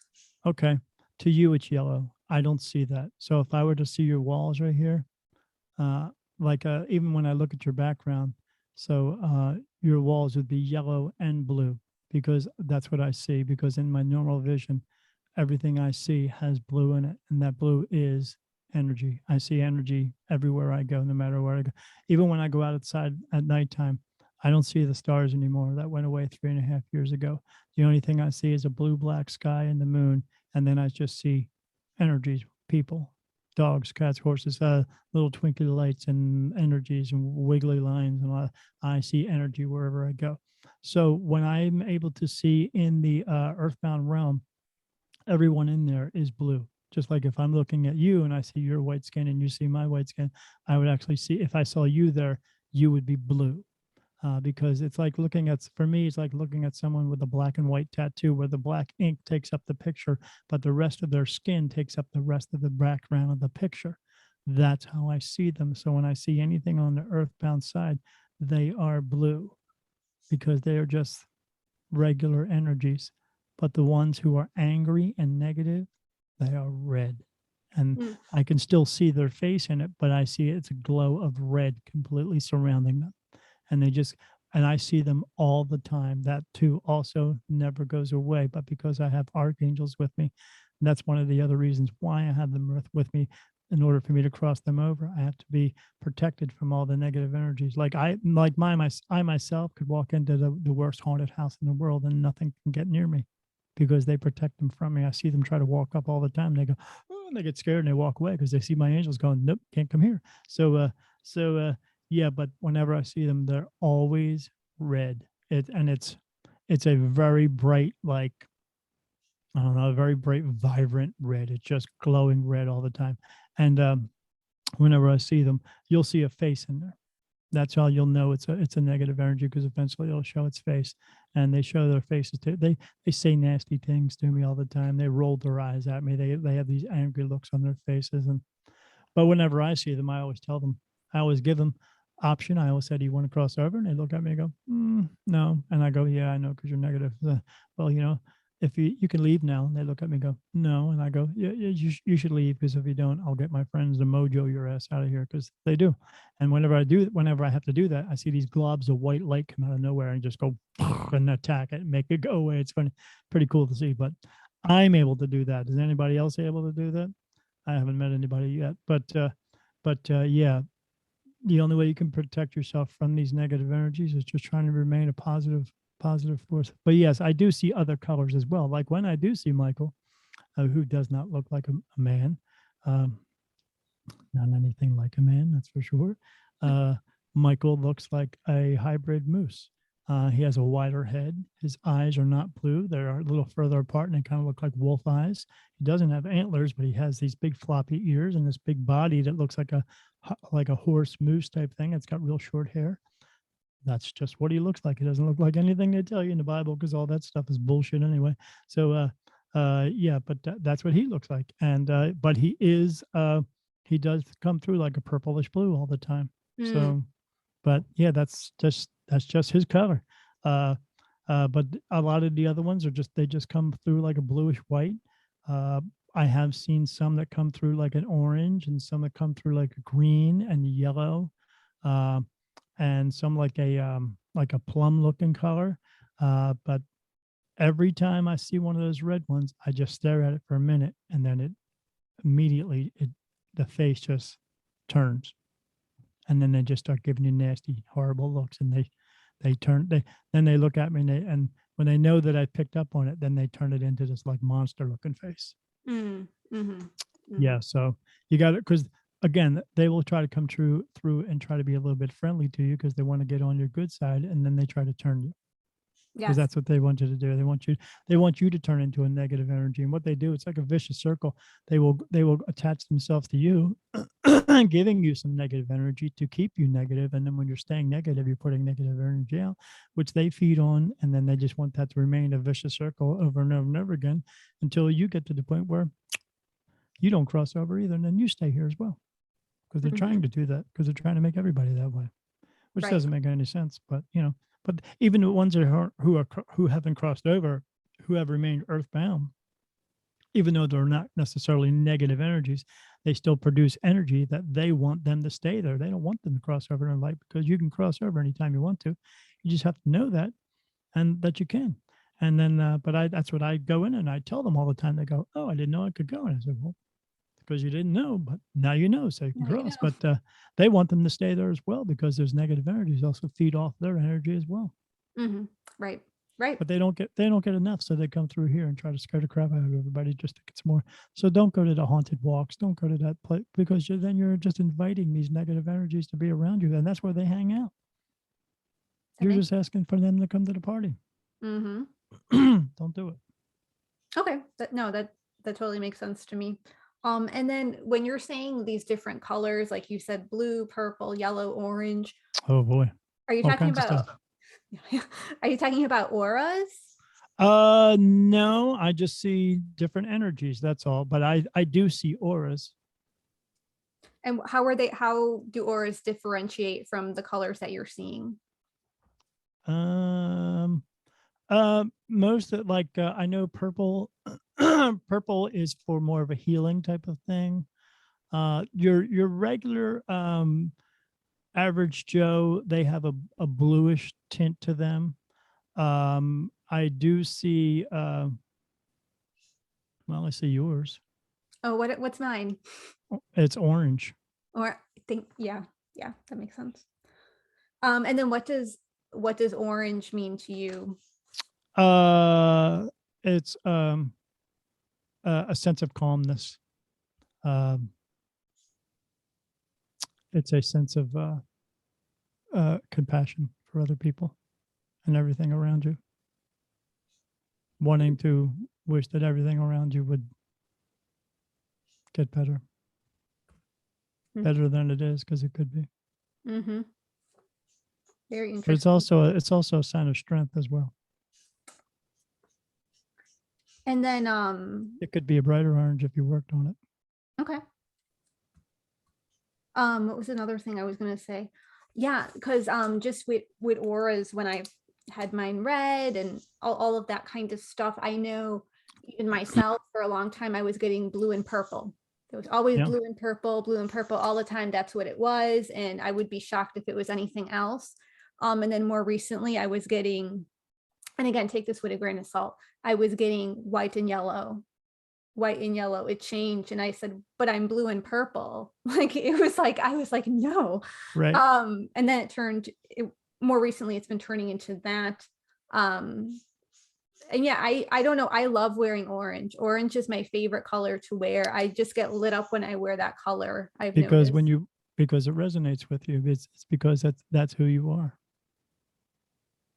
Yeah, it's You like should do I that. have all, you know what I mean, it's just like you don't even realize I have so many orange shirts. Right. It's like one of Why? those things, why? Right. Yeah. I mean, I have this gray shirt on, but I have like 50 blue shirts. Mm-hmm. Why? Because yeah, I used to have I had a blue truck. when I was playing drums, I had a blue drum set. I've had three, two blue motorcycles. I have a blue motorcycle now. Yeah, yeah. I just because why? Because every time I see something blue, I'm like, oh, hey, I like that. You know, it's oh, that's a cool color blue. Oh, look at that color blue. Yeah, because I just and I didn't know, but it has to do with energy because I see blue and everything. Like when I'm looking here, I'm looking at my regular screen. My screen is white and blue. Yeah, everywhere I go. But yeah, it's blue. I mean, that's the only thing I miss about the one thing is because the disability. I don't call it a gift because everybody you have this because you're born with it. You can't just they're not. It's not just given to you. You're just woken up to it. That's all. But this and it's not something you can go to school and learn how to do. You either have this or you don't, and that's a just a fact. But uh, but everything I see and do everything has blue in it. And I just never realized how much I like blue until lately when I'm going, well, everything I see has blue in it. And maybe that's why I like it so much. And then they say, yes. And I say, oh, well, that's because that's the color of energy. Yeah. And then, but yeah, blue, everything I got to have. Yeah, my little box here that turns off my microphone, blue. Everything I got to have. Yeah. Tried to, except my truck. My truck's black, but I wanted a blue one, but it couldn't get blue. So I had to You wait. see? Yep. I know. I didn't feel like waiting. So I got the black one. Then they came out with blue, but when they came out with the blue, I was like, nah, I don't really like that color blue. Glad I didn't get it. Oh, good. It worked out Yeah. then. Yeah. Okay. And then okay, so I know when I was listening to your podcast, you did mention about animals. Spirit animals, buddy. Yes, yes, that's fascinating to me too. So See are them there all the some, time. yeah, are there some See that them all the time. Yeah. Whenever I do a reading for someone, the first thing I like to do is when I'm sitting with them is I hold their hand because when I do that, I can close my eyes and then I can see who's actually with them. I Yeah, I did a reading for a lady a long time ago. Her and her husband came to my table when I was at this festival, and I said, "You go to get a reading?" She was like, "Well, I'm not sure." I said, "Make a choice. I'll see you back in an hour." And they did. They came back in an hour. How did I know that? Because I'm a freaking medium. That's how. So they came back, and I said, "Who's going to get the reading?" She said, "I will." And I said, "Okay." And she sits down, and I said, well, "Let me hold your hand and see who's here with you." And hold her hand, and I see a horse. And I said, "What's with the horse?" And she said, "What do you mean?" I said, "I don't know. I see a horse and I see a stall here." I said, "You guys own a farm or something?" And she's like, "What are you talking about?" And of course, I knew right then and there that they're trying to see if I was actually picking up on what I was picking up on. So, because people like to do that, they like to try to trick me, but it never works. Because the first question I ask whenever someone is doing a reading with me is I ask, are they telling me the truth? And I either get a no or a yes. And if they're not telling me the truth, I get a no. And I said, what about the horse? And she said, I don't know what you're talking about. And I got no. And I said, okay, she's just trying to figure out. So I said, I see a horse in front of you. And the horse comes out of its stall, comes around, puts its head on your shoulder. She said, what does a horse look like? I said, it's patchy, like a brown and white, like a cow would be, that type of patchy. And I said, but there's something strange about your horse. And she says, what do you mean strange? I said, well, on its head doesn't have a regular mane. It looks like a wig, like somebody took a blonde wig and put it on a horse's head, like a person's wig. It's kind of curly looking, and they put it through the ears, and looks kind of funny. Her husband starts flipping through his phone. He comes over and he says, you mean this horse right here? I said, yeah, that's the horse. What's with the wig? And he says, well, we had a portrait done of our horse. And notice how he said our horse. And he said, we had a portrait done of our horse. And when we got the portrait, we saw that wig on there. And we asked the artist about it. And he said, that's my rendition of the horse. That's how I saw the horse. And they said, we were pretty pissed about it. And I said, well, I'd be pissed too because I don't like the wig. He said, no, we were pissed because we paid $4,000 for that picture. And I was like, holy crap, that's a lot of money for a picture. He said, well, yeah. And I said, well, that's kind of crazy. He said, yeah, we don't like that wig on there either. So we put that picture in the closet. I said, well, what about the horse here? He shows me coming out of the stall, and he comes around and he puts his head on your shoulder and tells me that you're his mommy. And this horse wants to be with you for.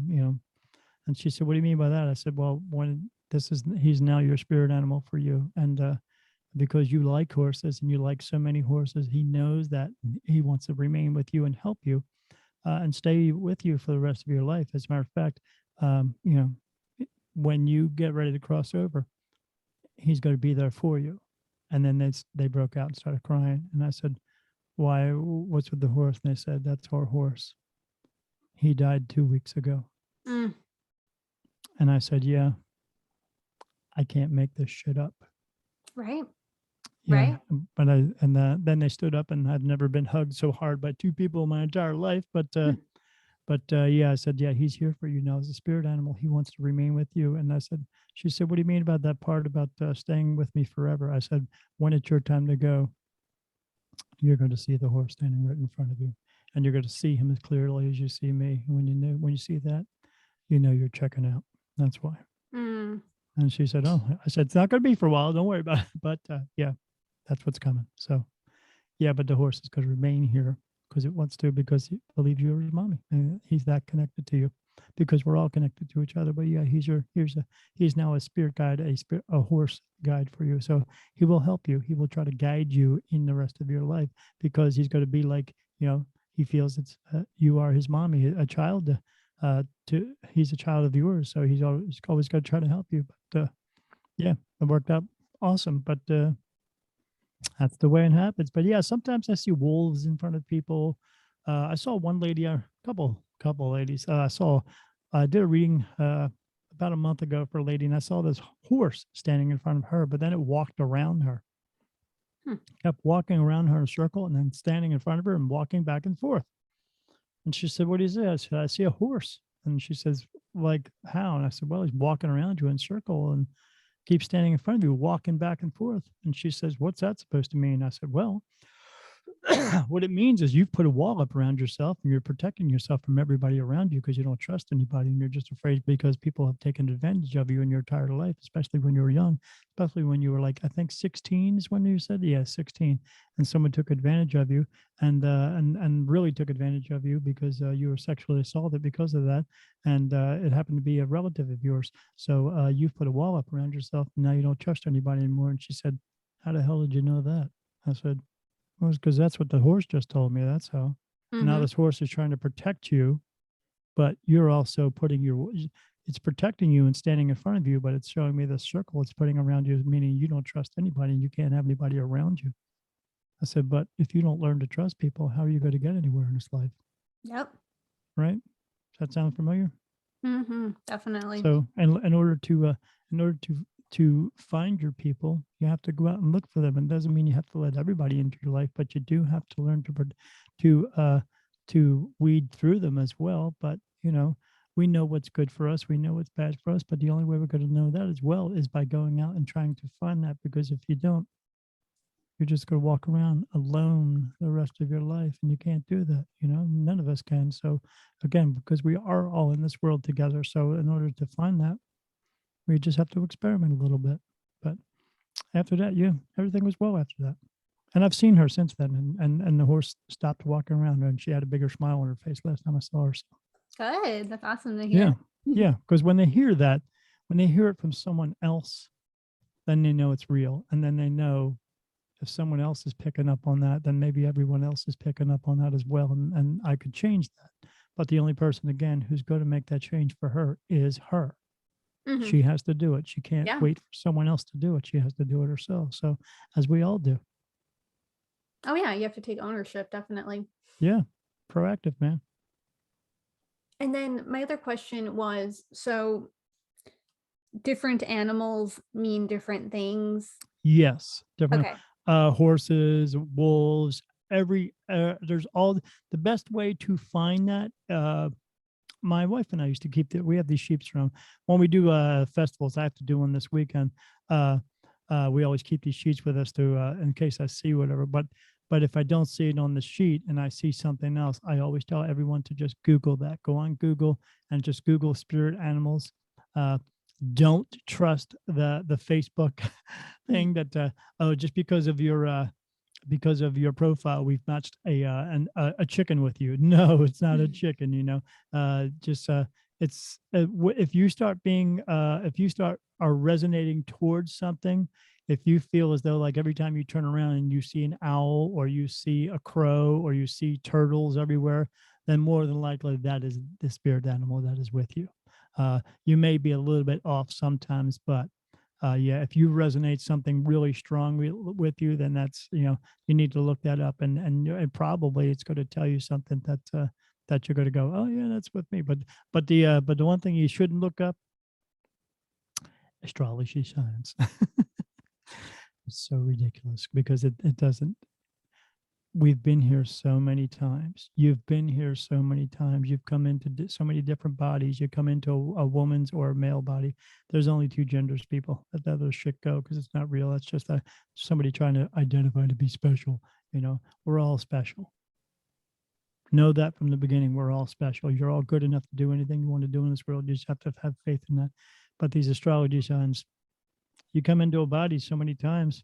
You've been a Scorpio, you've been an Aries, you've been Aquarius, you've been all of those. And what makes you is the choices that you make, the things that you decide to do. That's what's going to make you, you, but what also makes you is how many times you've been here, because every time you come back, your soul comes back into a different body with different feelings and different perceptions. And then every time it comes back, it just brings that along.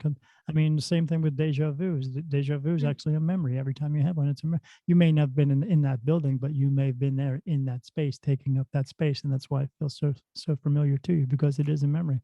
Just the world and religion and everything doesn't want you to know you have this kind of control and power over yourself, because if they did, they would lose it. Yeah, then they'd be powerless. Yeah. And then with the spirit animals, just in my experience, I've noticed that it's not just one. Like No. you're confirming it can change. You'll get one for a Yes. while, then another one. Okay. Yes. Well, sometimes they come, whenever they come in, then they will remain in as well. So you may start out with a horse or a wolf, and then after that, an owl may come in. But when that horse and wolf are there and the owl comes in, that doesn't mean the horse and wolf leaves. Mm, They will always remain with you for the rest of your life, because we still go through sometimes the same trials and tribulations throughout our life. They're just different periods of our lives, so they know that they will hang around, and just because for them to hang around where they are, there's no space and time. So when you were about to leave here and go back home, the spirit there think you're going to show up in 3 or 4 days, but 3 or 4 days to them is 3 or 4 days. For us, it's like 30 or 40 years. So waiting around is not, they're not waiting because there's no time there. They're not waiting for 3 o'clock to come. When you are there, you just are. You just be. That's it. So as it is here, but we actually have time in this world because of going to work. mm, mhm. That's what it came about from. Yeah. No, Before that we just looked up at the sun and said, "Oh, I got to get home. it's getting dark now. It's going to get dark, and there's no street lights here back in the 1500s." So Yeah.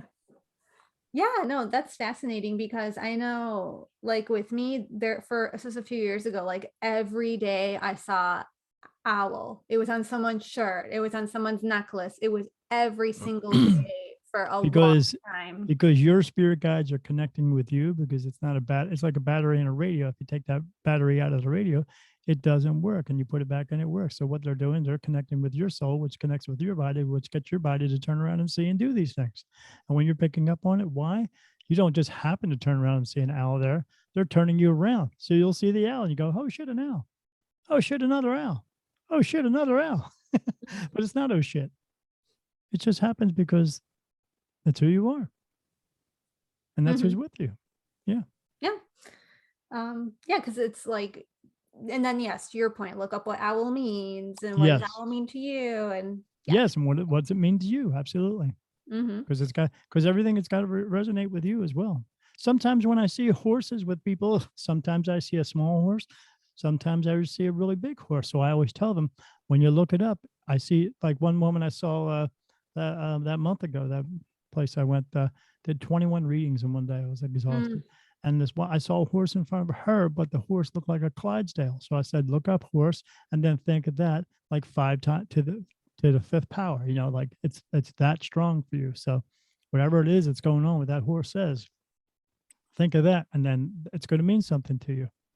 And it's going to mean something that maybe you need to make a change of something Hmm. or not. Right. Right. Yeah, because you never know. Right. Yeah. It's Yeah. you got to find it, figure it out for yourself. Right. Because if you see one or two or three or four owls, great. But if you see 50 owls, something's going on. Yeah. Like pay attention. Right. So it's all about the perception.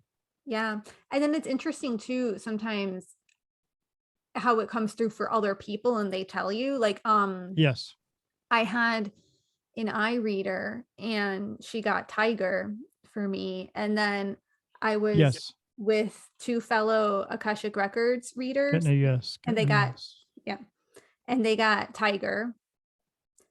So I've been getting, yeah, it was like a lot of confirmations of tiger. I kept getting a tiger is orange, but I had to look up the I was meaning. just about to say, what color are tigers? Orange, yeah. Orange. Yeah, it all That makes tracks. sense. All makes sense. Full circle for sure. Absolutely. Yeah. We just, again, it's all about perception. It's all about what you, about being aware of it and what you're picking up on. And what resonates with you. Right. And then yeah, it was crazy. Then someone got whale energy for me. That I was What did that tiger mean to you? Oh, the tiger. Yeah, I got for me it meant strength. It meant Sure. strength and courage and bravery. Yes, absolutely. But what about the stripes part? I didn't even think of that. Try it's you doing it in a not an obvious way. So in other words, you are in the background of things, trying to mix in and trying to be aware in another way where you're doing it in a cunning type of way where you're stalking your prey. You're not just and when you're stalking your prey, you're trying to mix in. You're trying to be camouflaged. Yeah, I wouldn't have gotten that. So that's very helpful. Okay, so yeah. Yeah, I didn't think Open that eye, man. Open that eye. Because I know it. you see better with that eye than you do the rest of it. You just have to, again, you have to open it. And then how do you is it just would you just say kind of like practice with that feeling? Absolutely. Yeah. Okay. Read what, yeah. And absolutely open your eye as much as you can, that third eye. And again, the third eye is going to be opened more when you do it and when with your meditation. So when you go in the meditation, tell them, because again, they just want to be acknowledged at the fact that you are acknowledging that they are here, and then you are asking for them for help. So tell them in there, I'm picking up on the fact that I've been being told, you can mention my name because they know me, and say Daniel told me that the stripes have to do with being in the background, kind of camouflaged. What does that mean for me? Can you please show me that? And then when you go and then start meditating, and then eventually it's going to start coming in. And when it does come in, the best thing you can do out of that is like what you're doing now. Write it down, log it, and then it's called, when you do it enough, it'll start to make sense to you. Yeah, and I think also don't put too much pressure on yourself. Why should you? It's only hurting. It's not really benefiting. Yeah. Don't go out into the world and thinking you have to do everything else the world wants you to do. You have to do it at your pace. Because if you do it at their pace, again, you put too many high expectations out there, and you're going to always be disappointed. You know, I don't put any expectations out there. I don't set any standards for myself. I just do what I do is best for me, and I go along with it. If anybody else doesn't like it, I don't care. Because they're not living my life. I have to live my life what's best for me, not them. Can't do what's best for them, because it's always never good enough for them. But if it's never good enough for them, again, I don't care. I know, it's that simple. It's that simple. I don't care what they think. People can call me all kinds of names all day long if they wanted to, you know what? Because God didn't create words. God gave you an ability to make sound. He gave us a voice box to do that. Man created words. So you can say any word that you wanted that begins with the letter F that doesn't sound like fire truck, and he doesn't care. What he doesn't want us to do is put negative energy on someone. So you can say some bad words and call them that. And when you're doing that, that's putting negative energy on them. But you can say all the bad words you want to, just as long as you're just going, God damn it, just if, but when you're saying it on someone, yeah. So someone can call me an asshole all day long, but I don't care because that person doesn't hold any merit with me, and the word doesn't mean anything to me either. So you can say whatever you want to, and I just go, "Are you done?" Well, I mean, but are you done? Well, yeah. Oh, okay. And then turn around and walk away. Are you not going to say anything? No, why should I? That was your opinion, not mine. See you later. Have a great day. And walk away. They can continue to call you asshole, but that's only because you stand there and take it. Don't. Mm-hmm. Walk away. Are you done, or do you want to speak to me like a regular adult? Because you sound to me like you're just an angry adult or an angry 7-year-old. Yeah. You want to talk like adults? Let's talk like adults. Let's work on this together. Or if you just want to sit there and berate me, then I don't need to do that because you're below me. You're under my level. So have a great day. Mm-hmm. Because I don't do Exactly. that. Yeah. When you start doing that, they'll stop because they'll realize you don't take shit from anybody. Not, yes, but not when they're personal experience over here. Not when there's someone who's not playing with a full deck. Yeah. So you know what? Go find your full deck. Why do you want to? No, everybody wants a full cup. Mm-hmm. So Yeah. you don't want to drink from a half cup because you're thirsty. Yeah. It's not a good place to be at. Right. So make sure your cup is always full, and the person you're drinking from. And if they're Mm-hmm. not, it's just because they can't keep up. That's all. So go find someone who can. Mm-hmm. No, great advice. I think we can all use, definitely. Should. I do. Everybody, like I said, everybody else, they can say whatever they want to, but no thanks. I'm not going to sit here and be bullied by a keyboard junkie who's going to go, oh, you're a piece of crap. Whatever. Next. Doesn't phase Not, you. not going to ruin my day. No, because you're not giving them the power to. No, because nobody has power over me. Nobody in this world has power over nobody. No one can tell you what to do. Nothing. No one has power over you. The only people who have power over you are the ones you let have power over you. And if you don't let them, then what? Then you're Nothing. just people. They can't do anything. That's right. They can't do anything. So don't let them. Yes. Yes. Okay, great. And then was there anything else, any last thoughts that you wanted to leave the audience with? Just be kind to each other. Because there's not enough of that in the world. And when I say go out and fulfill your purpose, I don't mean just opening a door and saying hello or just smiling at someone, although that helps. When you walk through a door and you see someone, people spend so much energy and so much time trying to avoid each other. But if you walk past them and just go hello, or just say hello, they'll go, oh, hello. They'll respond back, and it'll get a surprise happiness out of them that they didn't know they had for that day, and maybe they needed it. Yes, I mean, yes, because because where I come from, even when I was a little kid, and it was something I was taught, something I was conditioned into. Some Sure. stranger saying hello to you, are they trying Is to someone taking kidnap advantage of you, right? Yeah. do they want to rob you? And Yeah, I they're going to kidnap you all the time. Yeah. Yeah. yeah, I mean, when you're a cute kid, I don't know, right? But so What about when you're a cute adult? or whatever, yeah, a cute old Right. lady, I don't know. Right. So you could be kidnapped, you could be robbed. So I had to really get that out of my head because it was definitely in my head when I was younger. You got taught that, and we carry it through the rest of our lives. We carry it around like when you leave here, when you cross over into the light, you don't take any of that pain, anger, sorrow, grief, guilt, and anguish and stuff like that. You don't carry it there. So why do we carry it here? Mm-hmm. Because we've been taught it. We need to teach ourselves differently. Yeah, you can relearn things. Yeah, relearn it, but you have to want to relearn it. Mm-hmm. But that's a choice you're having to make. Is this good for me, or is this not good for me? Sounds like it's something good to me, so I do. So I treat everybody like I want to be treated, or I don't see color.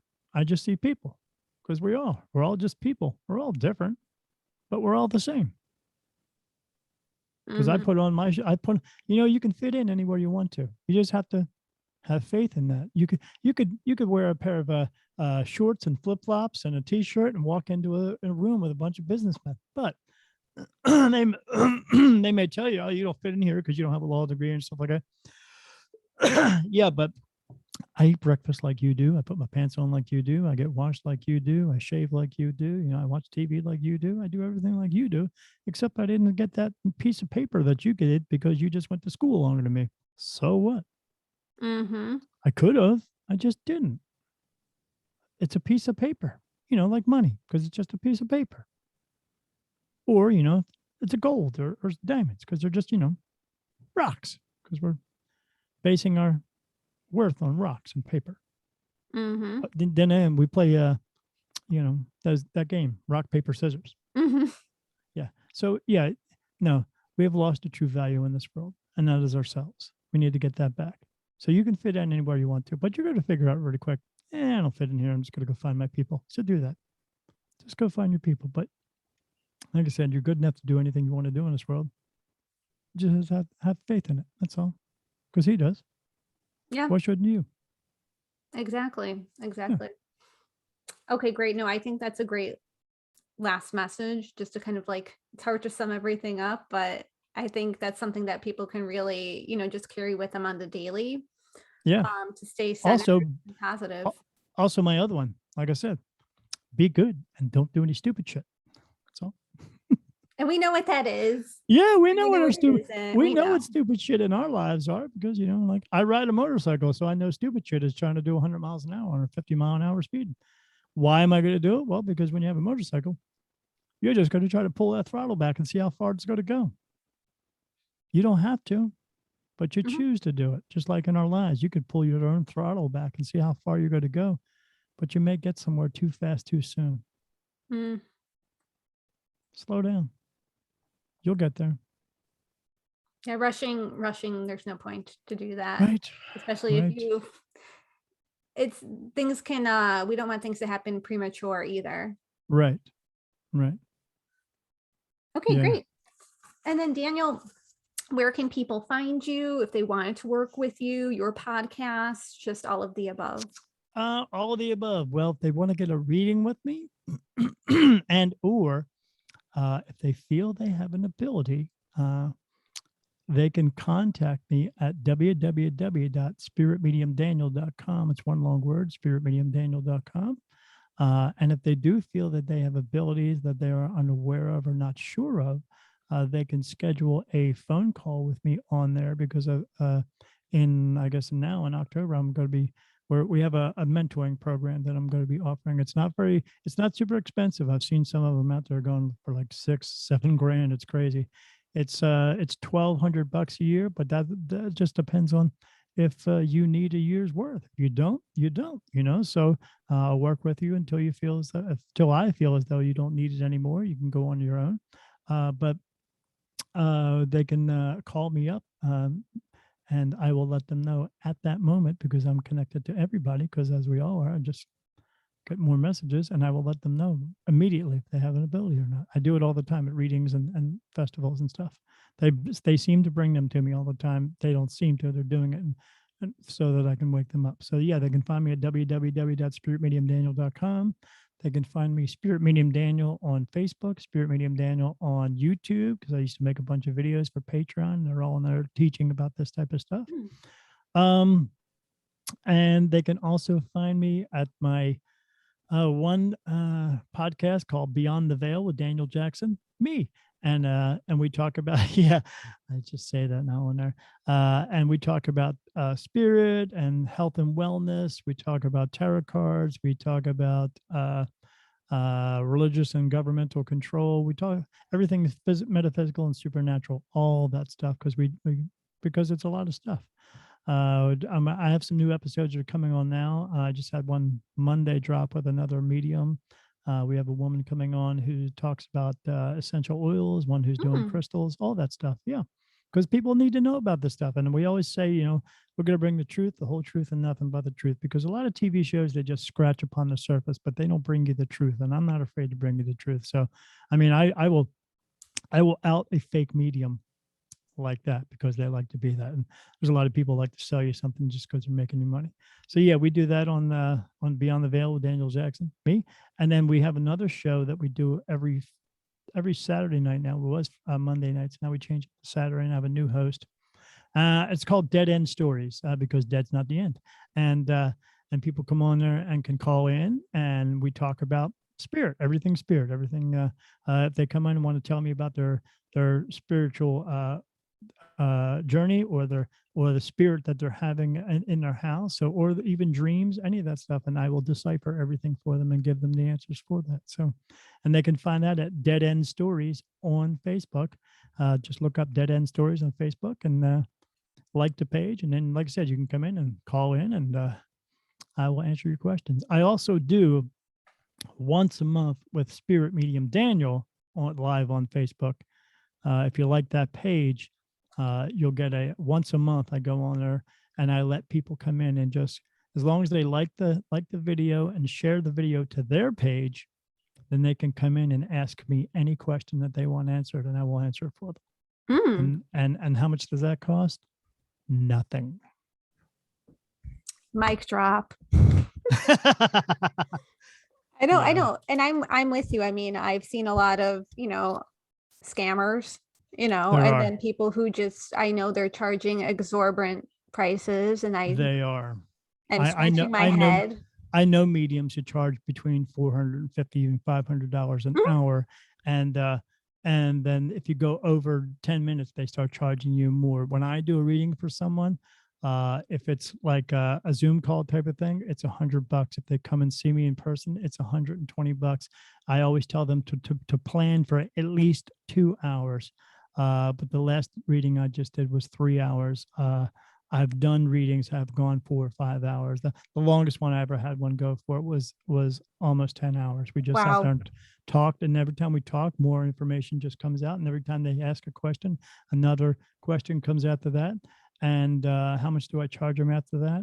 I don't, because it's more important for me to get the information out to them because I know it's going to help them. So, like I said, I don't need 6 cars and 7 houses and 10 boats. I just need to help people because why? Because I can, because that's what he wants me to do. So I do it.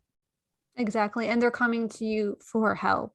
Yeah, because they don't know where else to go. And I've been in that situation myself. So if I can help them, I will. And 9 times out of 10, more than that, I get stuff right. Yeah, exactly. Yeah. Exactly. Because it's like I pick it out of thin air, correct? But I'm not. Yeah, well, Daniel, thank you so much for joining. This has been very enlightening. I just can't even express how appreciative I am. I'm glad you had me on. It was fun. I like talking to people. Yes, likewise. I know we try to have fun here. Yeah, we got to, because if you can't have a sense of humor, I mean, I see so many dead people. They're not dead, but they're not in their bodies anymore. But for me, it's like being in a room with 1,000 people, except nobody leaves and more people just keep coming in. So I see at least 1,000 faces every single night. And in order to go to sleep, I just have to take a lot of medicine to do that. Because if I don't, they wake me up in the middle of the night. So if you can't have a sense of humor out of the type of things that I see, you would drive yourself crazy. And I don't want to be crazy. I want to be, well, maybe a little bit, but yeah, sane, but close. Yeah, as close as you can get, right? Yeah, absolutely. Absolutely. Okay, perfect. Well, Daniel, thank you again. I'll link everything in the show notes as well on how people can reach you. Cool. And yes, I just want to make sure that everyone definitely follows Daniel. I hope everyone enjoyed this episode, and much love and namaste.